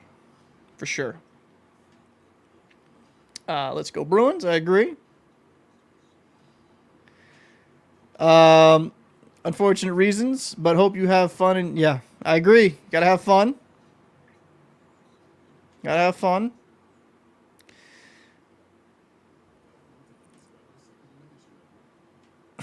As a Leafs fan, leave Swayman in forever for the playoffs. Yeah, I don't say change him. In my video, I was like, I'd understand if they went to Allmark, but I think they should, I'd understand it statistically, but the guy's cooking. I said the only way you pull out Swayman is if he struggled, but he's been cooking. That one goal that went in was not on him.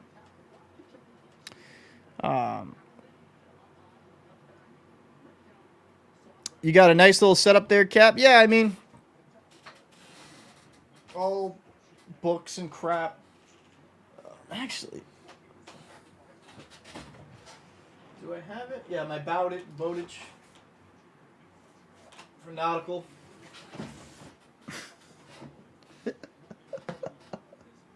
Oh shit! We're not gonna show that on it.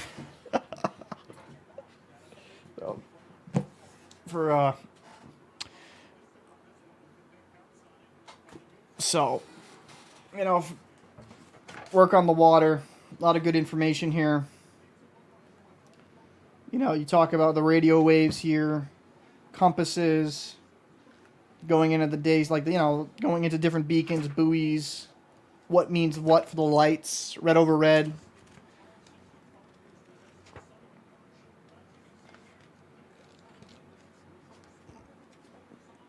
Piloting errors, set and drift, route planning, and then it even has waves, break, surf. That's not as that. And it actually has this, and this is kind of interesting.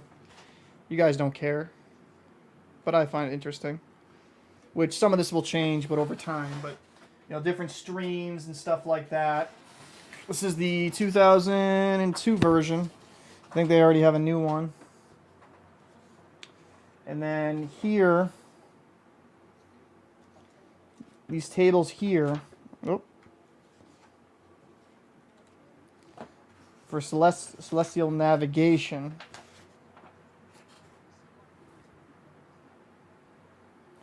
I don't want to bore you guys, but there's a lot here. A lot of formulas and all this stuff I had to do for the Coast Guard when I took my Coast Guard license. Some of this stuff I haven't read in a while. But yeah, that's all that stuff. And I actually got to tutor somebody. It's some stuff. He asked for some help on his licensing.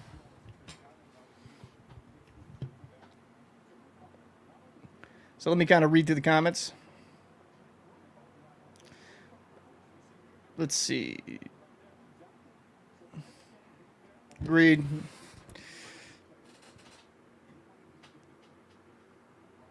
Oh my God.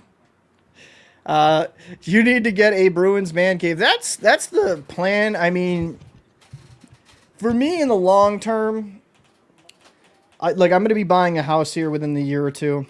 I'm just trying to wait for the market to settle down. For y'all that are new to the channel and don't know, I had hip surgery that essentially put me out of work. I got hurt on the job. That put me out of work for about a year and 8 months. And because the hip surgery, I got broke hip, labrum tear, bone spurs. Lucky it didn't hit the artery. Very lucky, my doctor said.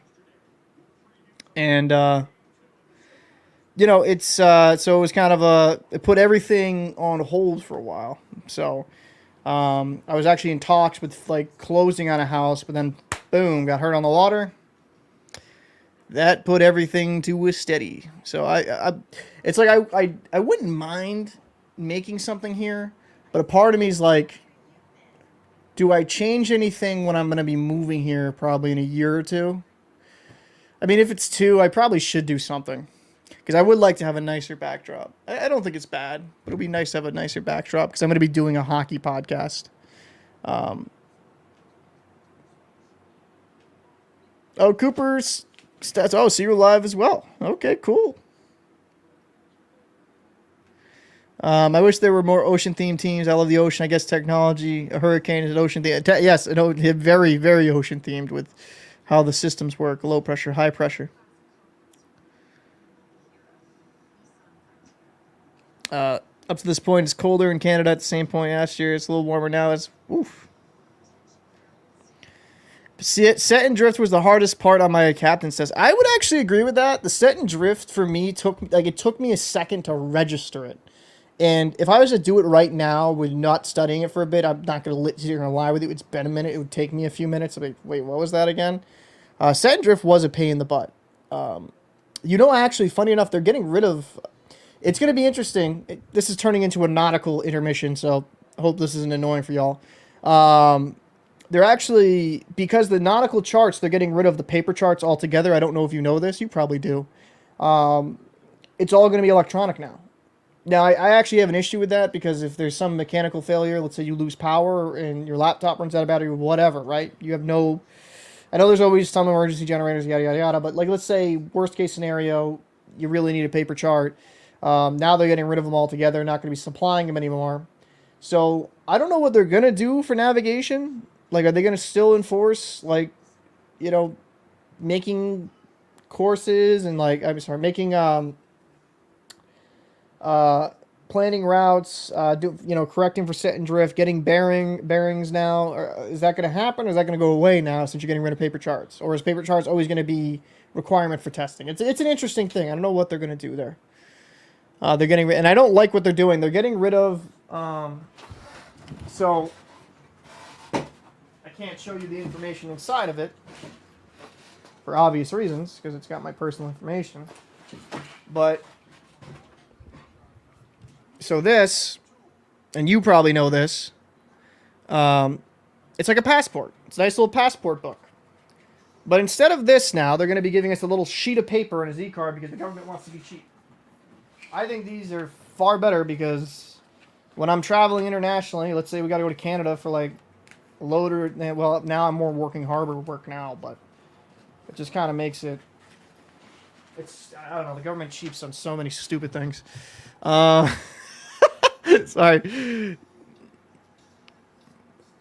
but yeah. Let me kind of write down. Few prints and some merch. Other than that, don't go overboard if you're moving in a couple of years. Yeah, that's kind of what I'm thinking, honestly.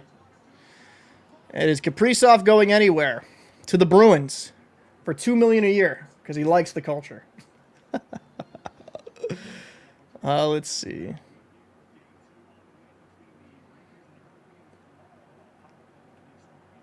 Let's see.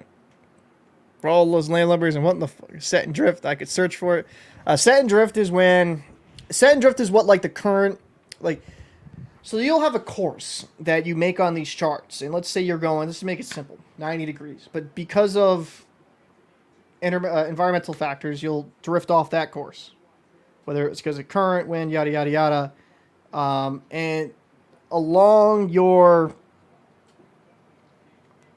excuse me, along your routes, you know, you'll have these set fixtures, and you'll like it's like kind of trying to see like how far did you set and drift. Like you'll get the degrees, and then you'll get the nautical miles. You're off your suppose where you're supposed to be, off your original course.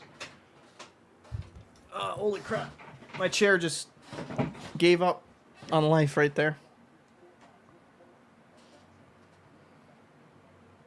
Let's see. Nah, there's nautical talk. Oh man. Now this nautical talk is better than the now this nautical talk is better than listening to ESPN. Well, I appreciate it. I appreciate that, my friend.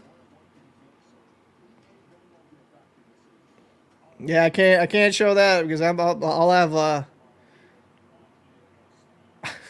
I'll have the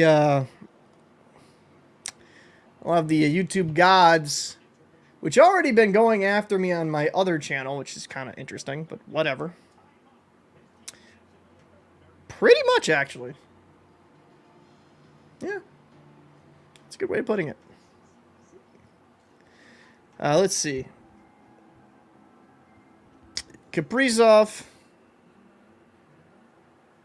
is going to hit 130 points next year if he doesn't get injured. He's taking us to the conference finals, and following year we win the cup. We got talent, but we coach, but we choke for some reason. I know all about a team choking.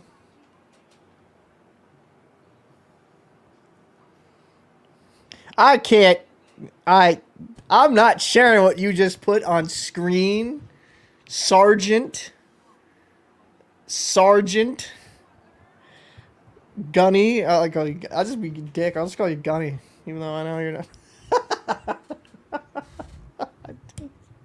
I'm not putting that. Oh man, that's gonna get me banned if I put that.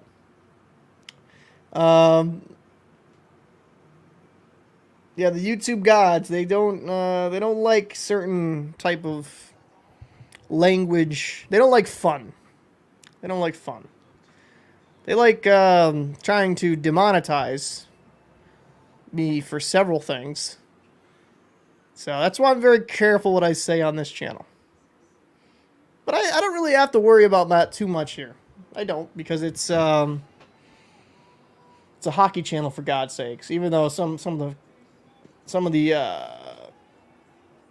comments get a little.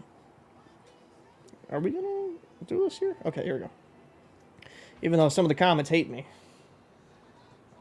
like you're a fake Bruins fan. I hate you.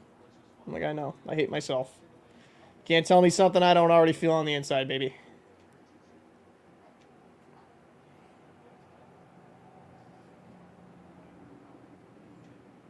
Speaking satire, the Diocracy doesn't get it. That's a fact. Actually, funny enough with that is, I did a whole channel at one point being extremely, like, doing a lot of satire, and they still, like, it was like a whole appeal process of being like, I'm joking, I'm not being serious. Like, and if you could tell in the tone, I was being an idiot. So it was kind of amusing at the time. They're like, oh, look, you can't say that. I said, I'm making fun of people saying that. Like, can't pick that up, but that's because we're controlled by computers, and all our jobs are going to be taken by robots. And oh my God, what's that game called? Become Human, Detroit Become Human, something like that. That's going to be our new reality. Androids taking our jobs, taking over the world. iRobot Will Smith, instead of him slapping Chris Rock, he's slapping robots.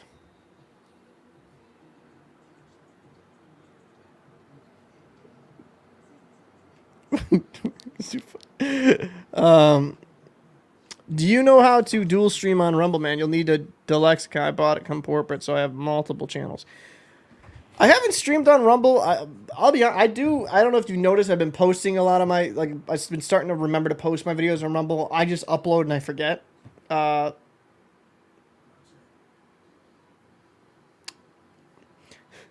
not going to share that, Sergeant. I wouldn't mind streaming on Rumble. I just don't have much of a following there at all. At all.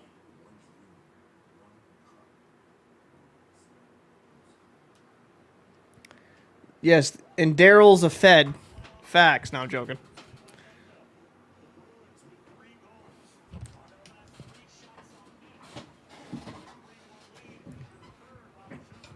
Yeah, I'm trying to build up multiple presences.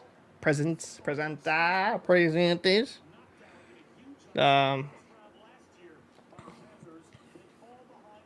Because I think with YouTube, it's going well for me, and I'm hoping, I'd love to, and this is not going to happen, but it would be amazing if I could hit 10K subs by the end of the playoffs. I've been growing it in a really quick rate. I've been trying to keep the quality up. I've been doing what I possibly can to bring good content. Oh shit! Wait a minute. Became a member? What the? I appreciate that, Pat. I appreciate that. Oh shoot, Bruins, the game's starting here. Oh, good save by Swayman. So I did see this, and the rule here, boys, ladies and gentlemen, I should say too, is that during like the play, I don't look at the chat because some of y'all might be faster than me on the game feed. But as for what happened in that channel, I've just been so busy, been called in like crazy. That is still gonna happen though. That other channel, the whole exercise channel. I actually signed up for a men's league to start playing hockey again because I'm finally approved to skate and all that. But yeah, no, that's still gonna happen. It's just I have not really had a day off. I've had a day off in between, but I've been really going heavy in the harbor. So I appreciate you being a member though, Pat. That's awesome. Thank you so much. Like, shoot, I think you might like my second member, third member. I got to be better about making more content for members only stuff, which I have a ton of stuff I could do. I gotta do. I'm just one of those people that... Good save by Swayman. So, if you guys want to join the members thing, I don't think I made it crazy. I hope I didn't. If I did, I apologize. I think I made it like $2, maybe $5, maybe that. Hopefully it's just like $1 or $2. But check it out if you want. If not, not offended. Any way, shape, or form. I really appreciate that, Pat. Thank you so much. But yeah. It's actually kind of cool to, because you're the one that works on the Great Lakes, right? I can't look at the chat right now. I'm asking you questions. And you're probably writing. It's like, yes. Oh, Bruins. Let me look.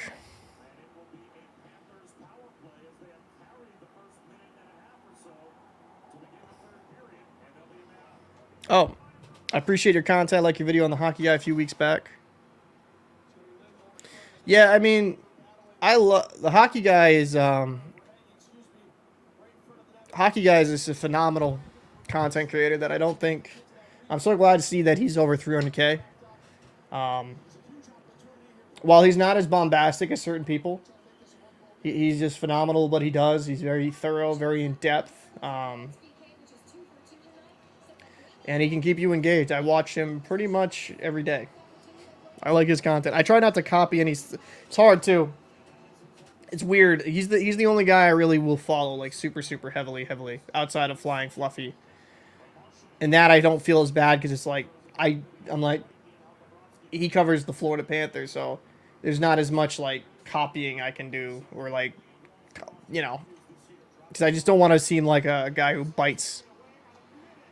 Oh, Marshawn's got to get that, like, low. But, yeah, Hockey Guy's a phenomenal content creator. And dedicated. I think a guy like that who... I was subscribed to him, I think, around 5,000 or 10,000 subscribers, like, very, very early on. I remember him when he was, like, working at the, was it the food processing plant? I think it was. Good save by Swayman. Oh, off the bar. Wow. That was a crazy sequence there. Florida could have scored there. Wow. Wow.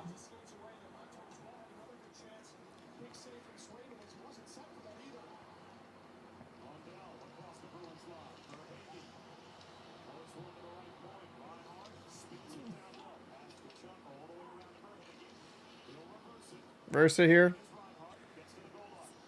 43 seconds here. Montour back to Kachuk. Kachuk. What a defensive stick there by McAvoy.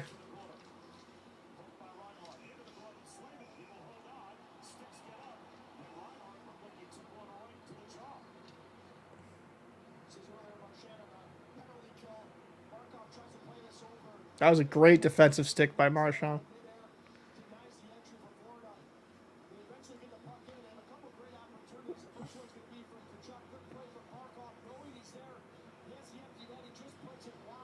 What a feed, though, by Barkov.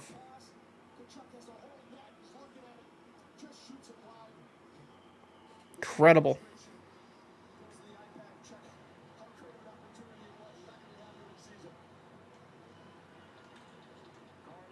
I just looked at the chat real quick. I think the, I don't know if the Bruins will go back to their old... I think they are going to go back to their old jerseys because this is the centennial year, right? So, I don't know if that's... Good save by Swayman. Come on. What is that, like a dog pile? Are we playing rugby now? Jesus, guys. 12 seconds. Just see a bunch of bodies in the crease. Like, what is going on here? Jesus.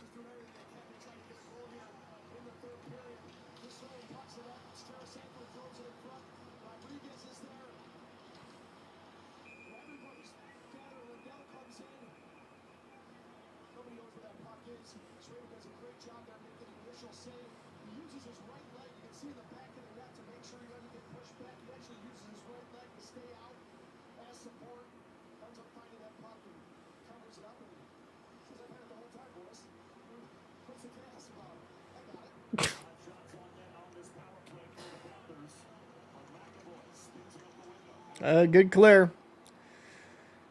All right. 3 seconds here. 2, 1. Kill. They killed it. 60. Come on, Pasta. Oh, great save by Bob. He was bothered enough on that back check. He was bothered enough on that back. That was a good defensive play by Florida. Good save by Bob. But who was that on the back check? Who bothered Pasta just enough?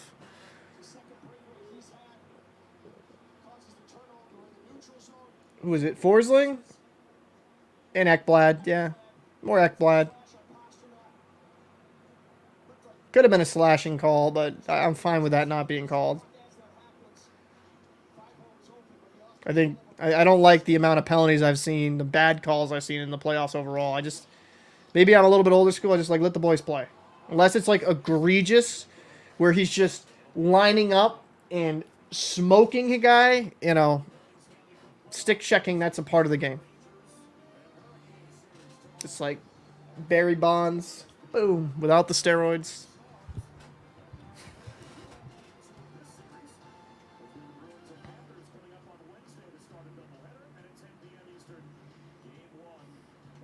So I agree with you, Pat. I mean, Swayman just looks like he has a very good person, a good demeanor. Very, very good demeanor, which is important.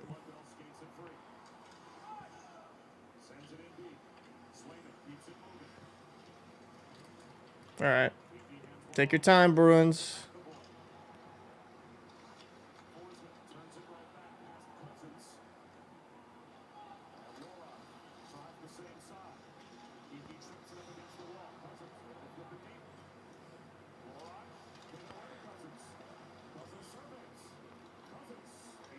Where I just got to try to get these. Pasternak slowing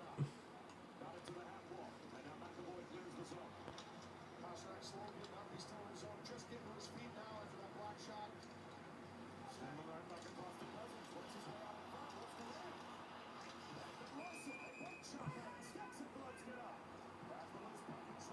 Come on, Maroon.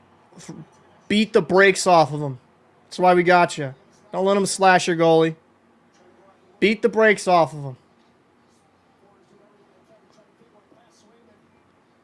That's what you want. You brought him in here for that reason. No offense, Panthers fans watching, but that's his role. You have a guy trying to swing at your goalie like that? That's why you were brought here. I need you to thug it up.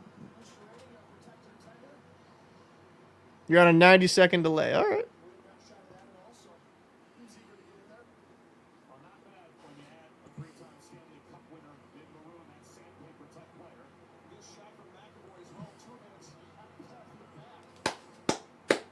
All right, 15-19. Offensive zone draw. Panthers, Barkov wins that. Oh, off the shoulder. I thought that was off the helmet for a second.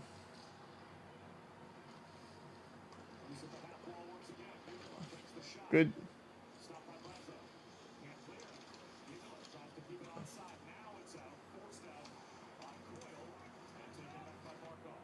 All right. Where is the puck?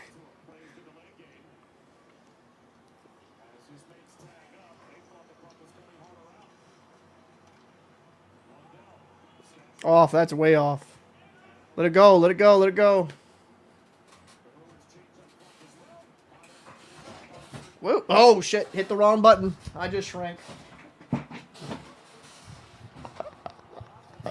All right. 14-22 here.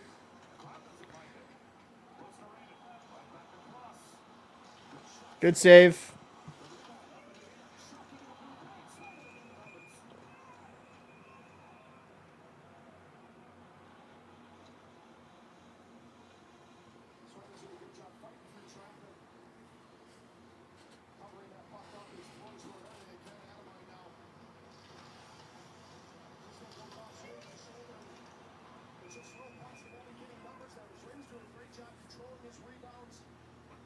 Jumping on those loose pucks. The Boston defenders are doing a great job as well.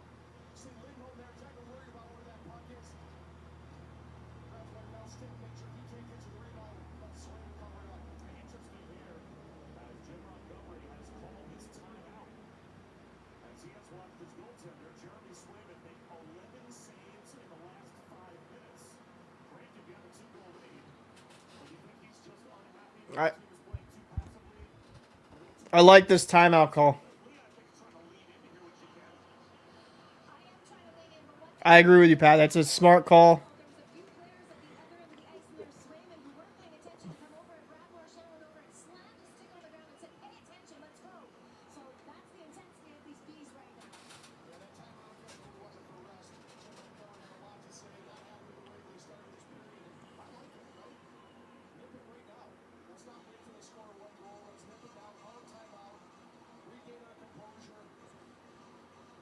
Should give him a good mental reset here.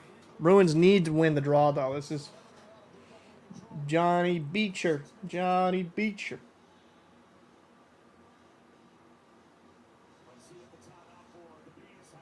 Come on. So Marchand's not a great guy in the dot. He's okay. When you play with Marchand for years, though, you do pick up some things. He won it.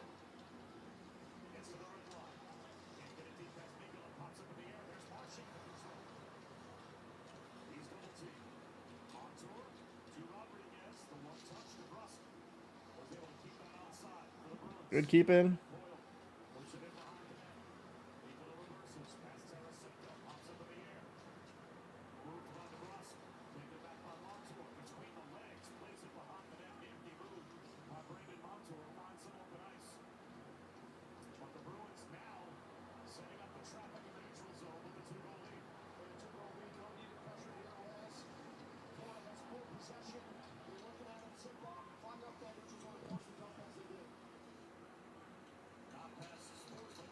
Good play by Pasta.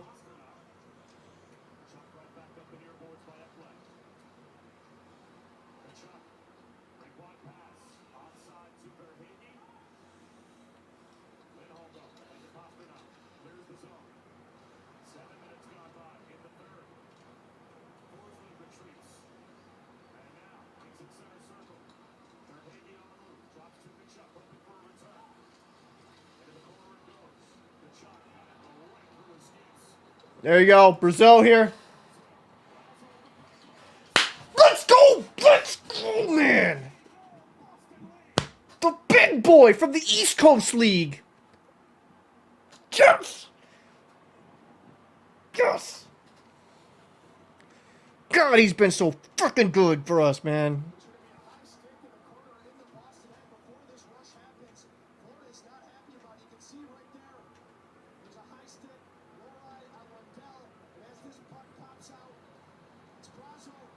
Great timeout. That was an amazing timeout by Montgomery. Settled the boys down. Look at Brazil. This is what he was so good for the North Bay Battalion when he played in that league in the OHL and juniors. He was just very good finishing in close. And he was good for the Bruins. He was good for the Bruins when he was out there this year. So that was a big one. All right. Panthers are still a dangerous team. They can't let up. They can't get on their heels here. Like, they just can't.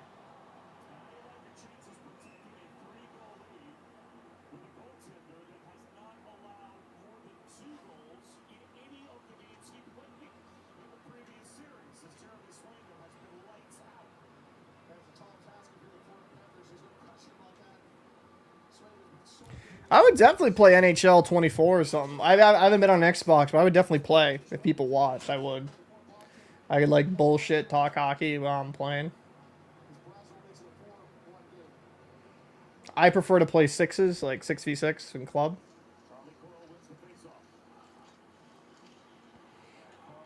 Another icing. Yep. 12-13, 4-1 Bs.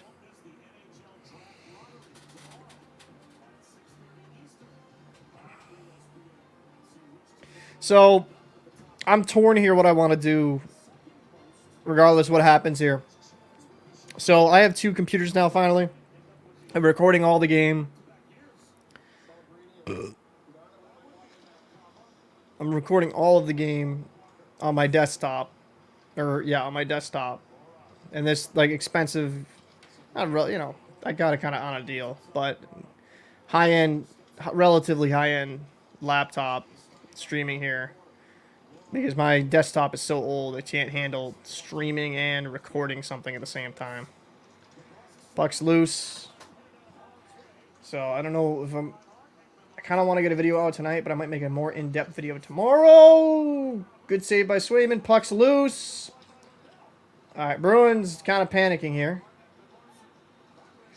Good save. That's actually just a good settle down glove.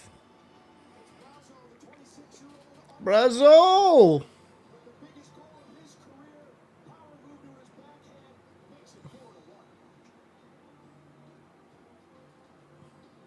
That guy was in the East Coast Hockey League.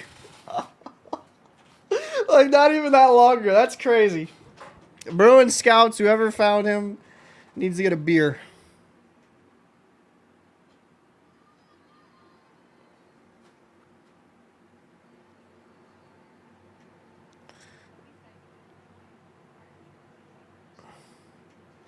I remember the team was called the Brampton Battalion. The Brampton. Remember the Brampton Beast, too?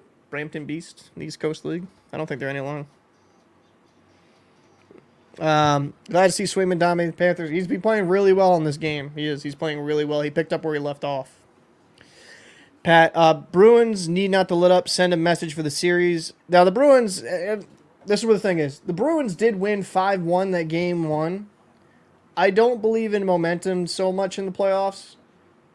I think splitting in Florida is huge. I expect Florida to still try to win this game. I wouldn't be surprised if Florida plays a far better game next game. I think Florida's not played that bad. I think Swayman's made some nice stops. I think Florida's actually had a really good game. They've had deep, low cycles and things. Kachuk just missed a net. Could have had a completely different feel to it. NHL 24 doesn't feel authentic or like a real hockey anymore, especially the stupid goal celebrations. I do not disagree. I'm actually working on a website. It's already done. I just got to kind of get everything fine-tuned. I'm doing a website that's going to be hosting 6v6 leagues and 4v4 leagues for the next game. Already have a league where it's hosting it, but been giving away like next year $10,000 worth of prizes and leagues and stuff like that. And I have some partnerships where it might be more than that, but if you guys like playing hockey, I definitely will be having a NHL 24. I'll definitely be having a lot of stuff like that soon that I'll be promoting on my own channel. Not heavily, handily, but it would be amazing to get sponsors on this channel, but I'm so small, I'll probably never get them. Well, actually, that's a lie. BetMGM reached out to me, but I don't believe in sports gambling. I don't care if people do it. I don't believe in promoting it, especially when I have a fan base. I have adults, a lot of adults, but I do have younger kids that watch me. I just feel weird about promoting that type of content when I've seen gambling destroy homes. That's the whole thing. You don't care about that. I'm just saying why you'll never see a bet or gambling thing on my channel. I just fundamentally do not believe in it. But yeah, I have some things I'm going to be promoting on the channel. So if you guys like playing NHL 24, there's going to be some tournaments and stuff for NHL 25 that we'll be having.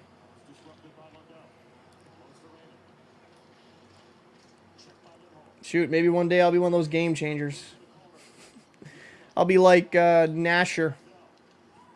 Nasher maybe someday.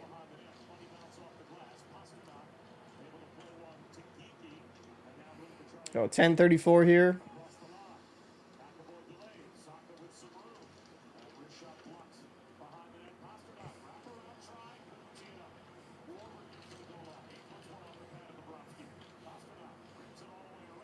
Oh, nobody was there. 10:15 here.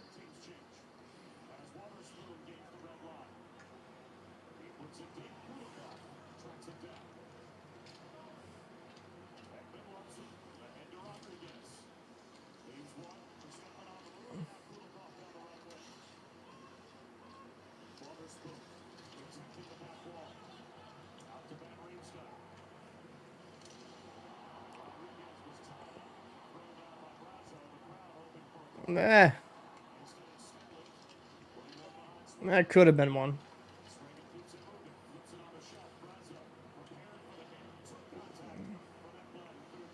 So 9:34 here, 9:33 here in the third.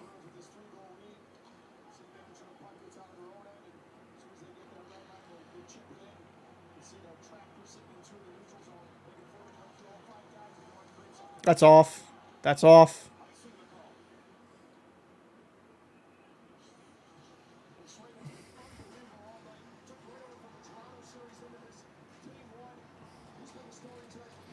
Hey, take it easy, BTS.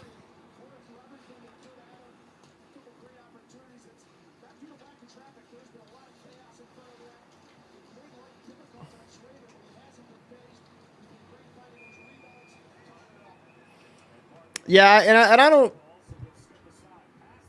And I'll say this. Look, it's going to commercial. I'll put the comments back up. I'll say this. Like, I have had individual companies reach out. Like MGM. And another gambling company, a smaller one. They reach out like, oh, we'll pay you this amount a month if you want to do it. Or they'll do per spot in a certain... Some will actually give you a lump sum. Some will just give you per your view count. That's what they'll pay you. But... fundamentally, no. I don't agree with all the sports gambling I'm seeing promoted. It's just there's a dark side to that stuff, and I just couldn't sleep. I couldn't sleep at night knowing like, oh, I'm gonna promote something that could destroy somebody. I mean, you could argue like if I promoted a beer or something, oh, there's alcoholism. If I promoted like a sugar-free or a sugar drink that's, you know, like diabetes or. So I mean, I don't know. I don't know if I'm being too. I'm not trying to be morally grandstanding on that. I've seen it firsthand. I saw and I'm not gonna name his name. I saw a buddy of mine get so bad into gambling he lost everything, to the point that he was homeless, and I had to like help him. And this was years ago. I had to help him get on his feet, and he was like big into like the sports bets and all that. Like it was just excessive. He'd go work, and then he would bet all his money, every single cent. He earned like a grand or two in a week. He would go and just bet it. It was insane. I was like, whoa. Yeah, I mean, they shove it down. I mean, yeah, everybody's shoving it down your throat. It's insane. Face off here. Coyle wins a draw. Okay. But, yeah, they shove it down your throat, and I just don't believe in it.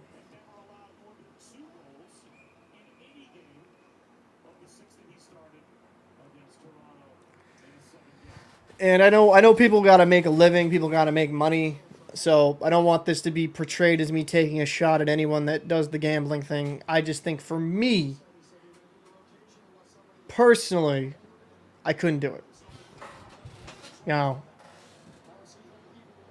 if like Bauer, Easton, Bauer, somebody like a Hockey Brand want to send your boys some sponsorship money, I'm available, baby. Hey, Bruins, actually, I'll even take Florida Panthers. You need to just dump some cash. I'm your boy. Anybody, anyone, just Utah. That's actually something I should cover a lot soon. During that, that's gonna be the Utah Yetis. It should be the Utah Mormons. That'd be a fire name. The Utah Mormons.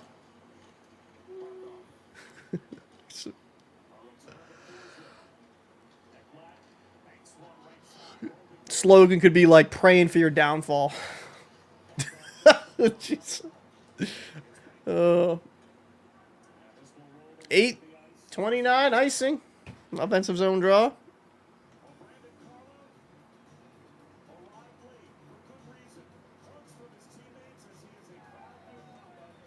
No, the Utah team does not have a team name yet. They might not. They might do a Washington football thing where they don't even have a, which I think would be stupid. But you only get one chance to brand. I wouldn't like it if they just like the Utah Hockey Club. Like, that'd be kind of stupid, in my opinion. Just like pay some people, figure it the frig out. Oh. Kept in.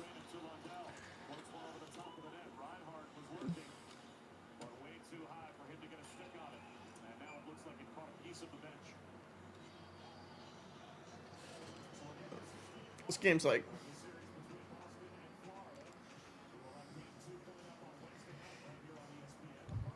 I wish I could make polls in StreamYard. That'd be funny. What do you want the Utah hockey team name to be? The Utah Blizzard, there's the Utah Yetis. Some people said the Utah Blizzard. I don't know if that'd be too close to the Avalanche.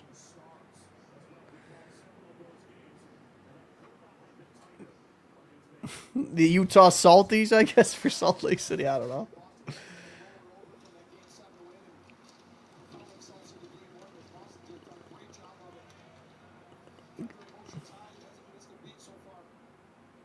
It's weird. The announcing doesn't cut out, but the like sounds of the game do, for whatever reason on ESPN.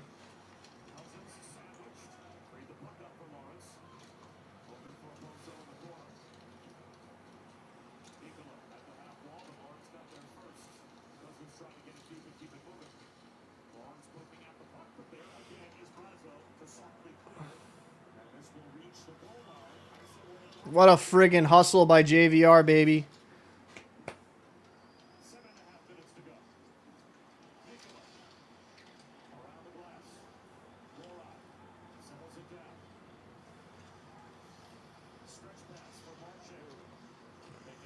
Not a bad idea.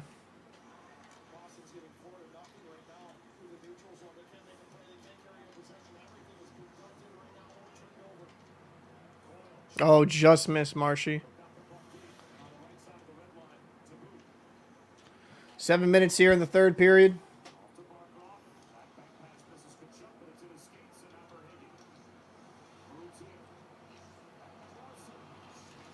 Great poke. Great poke by... Oh, Pasta. Oh, Zaka. Sorry. Good defensive play there. Geeky had an empty net. That was a good defensive play by that Florida defender.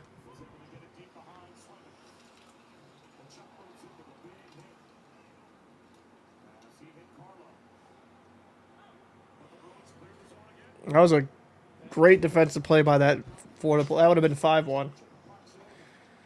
Bruins are playing a good neutral zone game here, making it difficult for the Panthers to have a...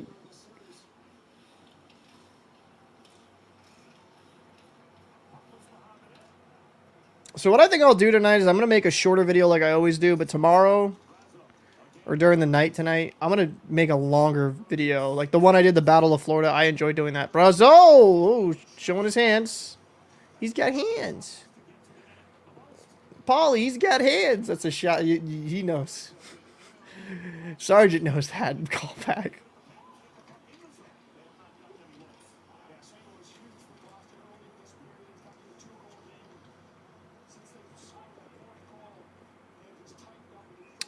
.5:30 here in the third. Another icing.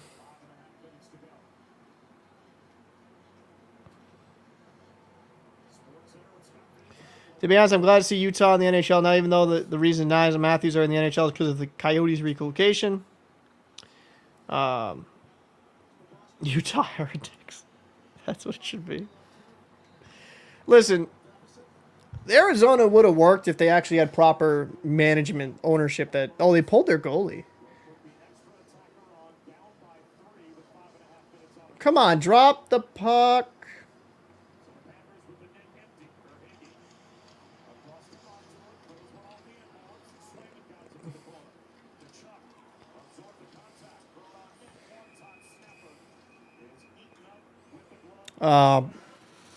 I think I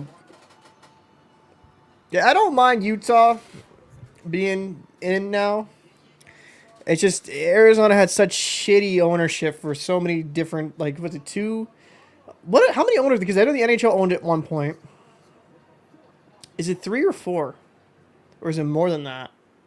I know Morello, he gets kind of a bad rap, but I don't think he's done a great job, considering, I mean, he's going to retain the name. And hopefully that deal works in Arizona, where it's like right in Phoenix, where you can have it like a whole entertainment district built. But yeah, it's going to be interesting to see what happens. Really interesting to see what happens with the Yotes. If they do come back or if they're just going to be a thing of the past. And I'll be honest with you, I don't even know if I'm a big fan of having a 33, 34 type teams. I think 32 is fine. You know, we have some teams in the NHL struggling as it is. So, don't know if it would make sense to keep going back to a market, because playing in a college arena, while it was cool and it was all that, it was bad optics for the NHL.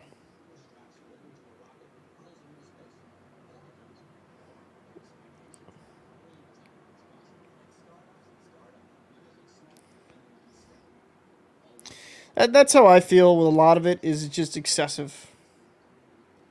Just excessive amount of teams. It's crazy. You don't need 34 freaking teams. You don't. I mean, Winnipeg is a small market and it works because it's in Canada. And even they've had some issues with filling the seats. Allegedly, but then when I look at the statistics, it's completely different. It says they're like mostly sellouts, so I don't know. Anyways, will you get back to the game? I don't want to, Scott Van Pelt, I don't give a fuck about you right now. I want to watch the game. Like, put it on the goddamn game. Enough. Great announcer. I'm not trying to show. Just like, I hate ESPN production at times. Let's show this half and half of like something I don't give a fuck when I'm trying to watch a hockey game. I'm ranting. All that, I get that, but it's fucking annoying. Just show the game. I don't need a cameraman so fucking sauced up that I'm looking at the wrong end of the zone. I'm sorry.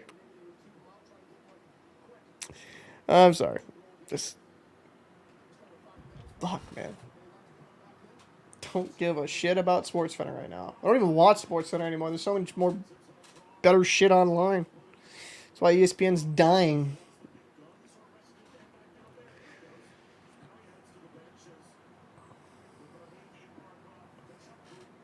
Pulling Bob again. Daryl, the NHL should go back to Atlanta. Third time's a charm?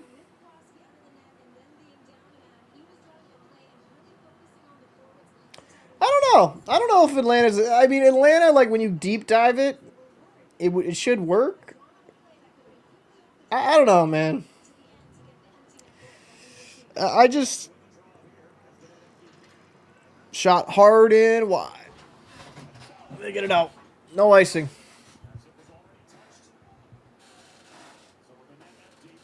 All right. 440.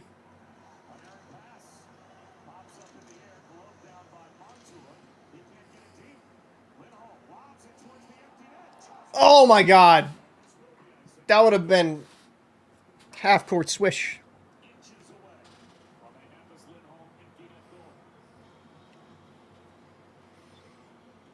Yeah, okay, good. I know, and I don't like saying no to a team like that because I know there's some Atlanta Thrasher fans who are passionate. I didn't know if you were being serious. But it doesn't work. Certain markets don't work, and that's fine. I mean, hockey is an expensive game. Like, you got to go to the markets where it's either played or, you know, in a market that has a lot of people where they're going to have enough income to, like, support. It's a whole thing.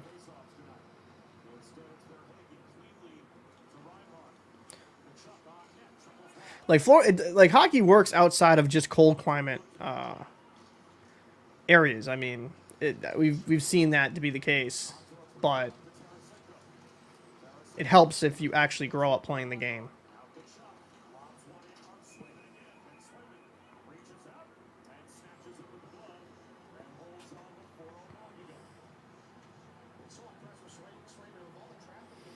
Wonder if Houston can build up a strong hockey fan base. But Houston's another team of the West Coast. If they wanted the same name in the NHL, they need the seal. So in Utah, and this is actually an interesting fact, in Utah, if you're in that state, they make you call the team like the Utah something, like the Utah Grizzlies, you know? They make that a thing because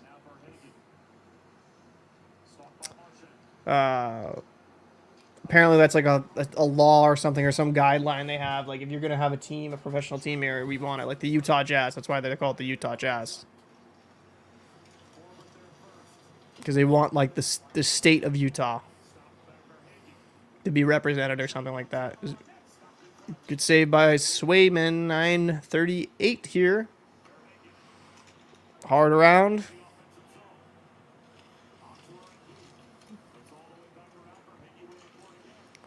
Block shot by the Cap.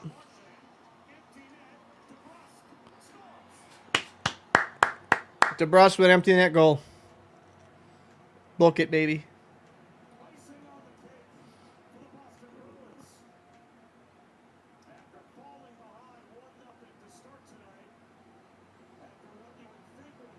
That's probably true there, Sergeant. But 5-1, man. What a hell of a game by the Bees, baby. This is the type of performance you need. You needed to win one in Florida. You start out the series hot. Florida had some good surges. Swayman, just like he's always done in this goddamn like playoff run thus far, he's been locked in, laser focused.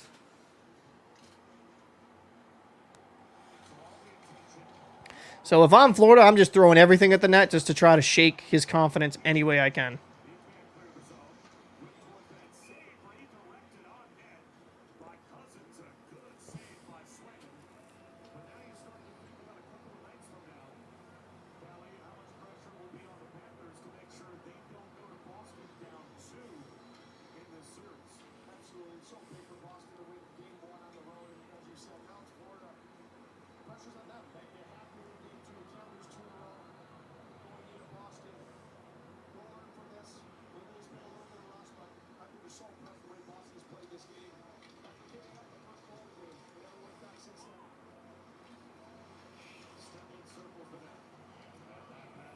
Just misses it. 255, neutral zone here.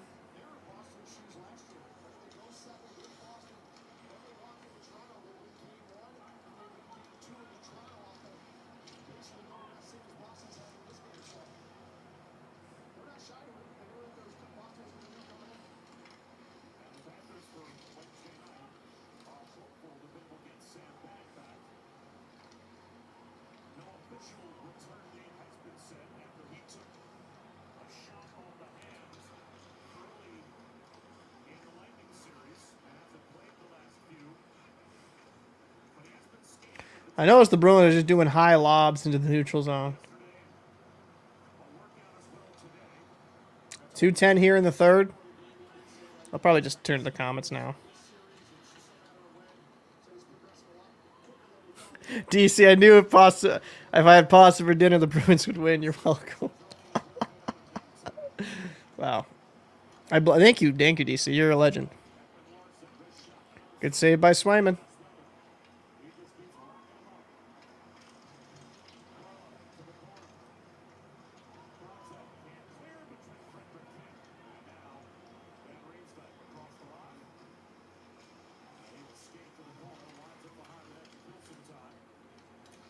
Minute 30 here. I just keep trying to score. Keep trying to score. Come on, Maroon, beat the brakes off of them. That's why we got you here in Boston.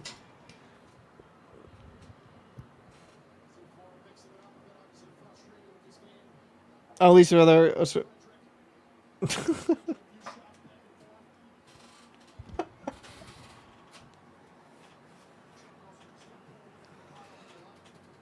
I mean, whew. Lucic, this is alleged in the case he got dropped, but Lucic apparently hit his wife at a bar or something. And he's only played a few games for the Bruins this year, and then he's just been put on, what would you call it? I forget what they call it. Like, they didn't terminate his contract, but he's not allowed to be around the team. So.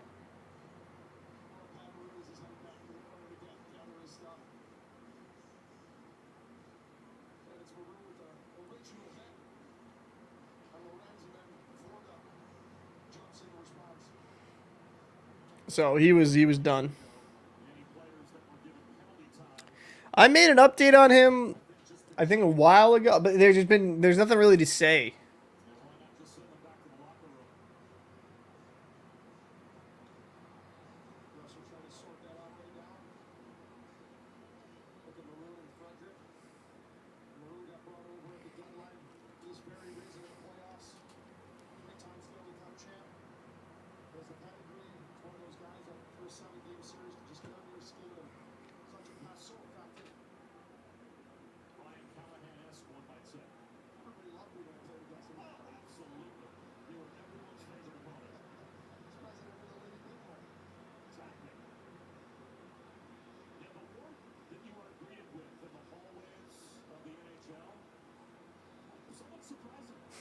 Panther kid just.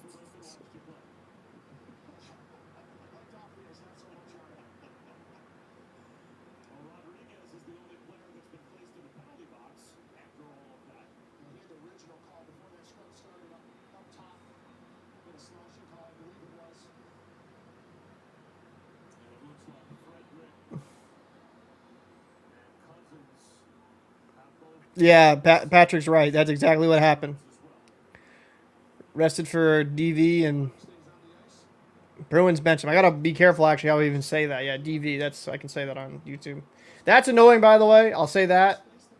If I just say what it actually is, it's not allowed to, even though it's not like I'm going in detail. It's crazy.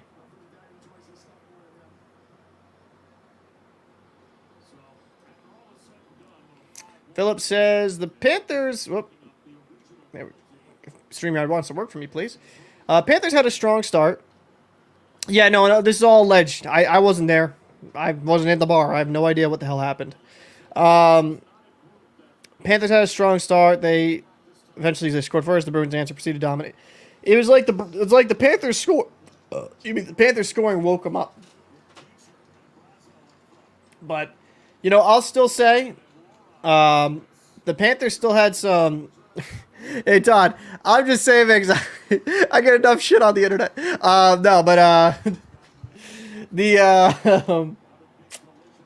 the Witherspoon's, he muffed that. The Panthers still had some good offensive zone pressure in time. But, yeah, I mean, the Bruins just started to kind of turn it up. And then once the Bruins got a couple goal leads, started playing even more strict in their neutral zone, causing turnovers. That was such a nice finish by Brazeau. Brizu. Yang, yang, tomato. I don't give a fuckado. 4-on-4.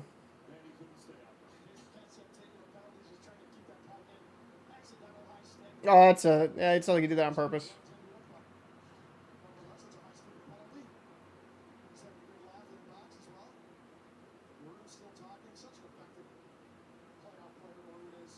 Rose just chirping. What?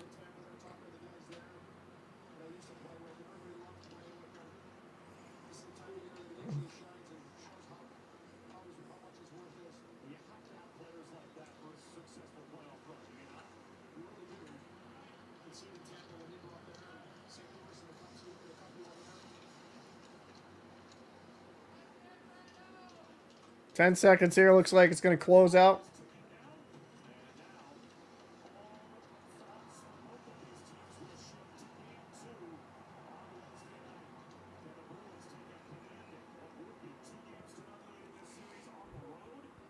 That was a great win for the Bruins, man. Great win for the Bruins. Swayman played fantastic. But the Bruins did win the first game in Toronto series 5-1. So I'm not going to get overly excited. But this is great to win the first one. Absolutely fantastic. Absolutely. You can enjoy it for now. Really good win. They needed this win. Maybe needs a strong word, but this is a good one to keep building and go from there. Yeah, they're not switching Swayman. You know what? Be fair, though. I feel bad somewhat for Allmark. Because he actually had a really good game and got left out to dry. So I kind of feel bad for him. He did play well in that one game, but just funny. So I think most of these games are going to be close. I don't see like a 5-1. Like I don't see constant blowouts.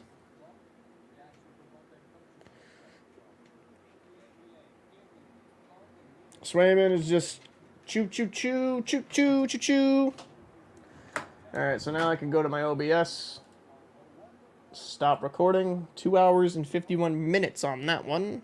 So, oh man, that was a good game. Bruins needed that type of play, needed that type of performance. Incredible play. Big Daddy Brandon Carlo. He had a son, and he was making the Panthers his kid again tonight. But no, that was a good game. Good game for the Bruins. Definitely needed this type of performance. Strong start. They need to... It would be huge if they could... It's going to be tough, but if they could somehow get 2 in Florida, that would be huge. That would be amazing for the Bees. And maybe that Game 7 kind of gives them a little bit more confidence where they're playing less tight. It was weird. I felt both teams were feeling the other team out, and there were still actually good deep low cycles. Florida, I thought, the first period, early on, they had like a fantastic opportunity when they were coming down. First minute, shot on net, right pad save by Swayman, rebound coming in, and I think it was on Rodriguez. Makes it an amazing save. So, but yeah, Daryl, that's why I don't look at the comments during stream, because I'm watching through ESPN Plus, and for whatever reason, when I'm back here in the great state of Massachusetts, my stream's just always like a minute or two behind. It's freaking wild. So, good win. I'm going to go try to make a video. I think I'm going to make 2 videos, and that's what I'm going to try to do with a lot of these series, is I'm I'm gonna make a short video like I always do, but then I think tomorrow morning I'm gonna make a far more in-depth video breaking down the game, and I'm gonna start doing that for every series if I can. That's gonna be harder when I'm on the boat because I'm not able to record at the same time I'm watching. But I'm gonna try to make something work. I want to bring the best content I possibly can and keep improving. So I appreciate everybody that kind of came through, walked in, watched it with me. First time viewers, returning viewers, all that. You guys are amazing. I want to say a big thank you to, you're still in here, Pat. I want to say a big thank you to Pat for becoming a member. If you feel like being pitiful, I mean not pitiful. If you feel like pitying me and becoming a member, feel free. I'm gonna be better about making actual individual content for members only. Do you have any prediction for the actual final for this series or for like the whole playoffs? Like I'm doing it round by round. If you're asking who I picked to win the Stanley Cup this year, it was the Carolina Hurricanes. But I hope I'm wrong. So. I'm a Bruins fan saying that, but I thought Carolina, with some of the additions they made, Jack Getzel, I think they're kind of my favorite. They went down 1-0 in their series. I mean, I'm just some jackass on the internet, so what do I know? I hope the Bruins surprise me and they win a cup this year. That'd be amazing. But I'm gonna get out of here. I'm gonna start making a video. I'm gonna wrap my mind around it, and go from there. So, appreciate everybody popping through. See you in the next one.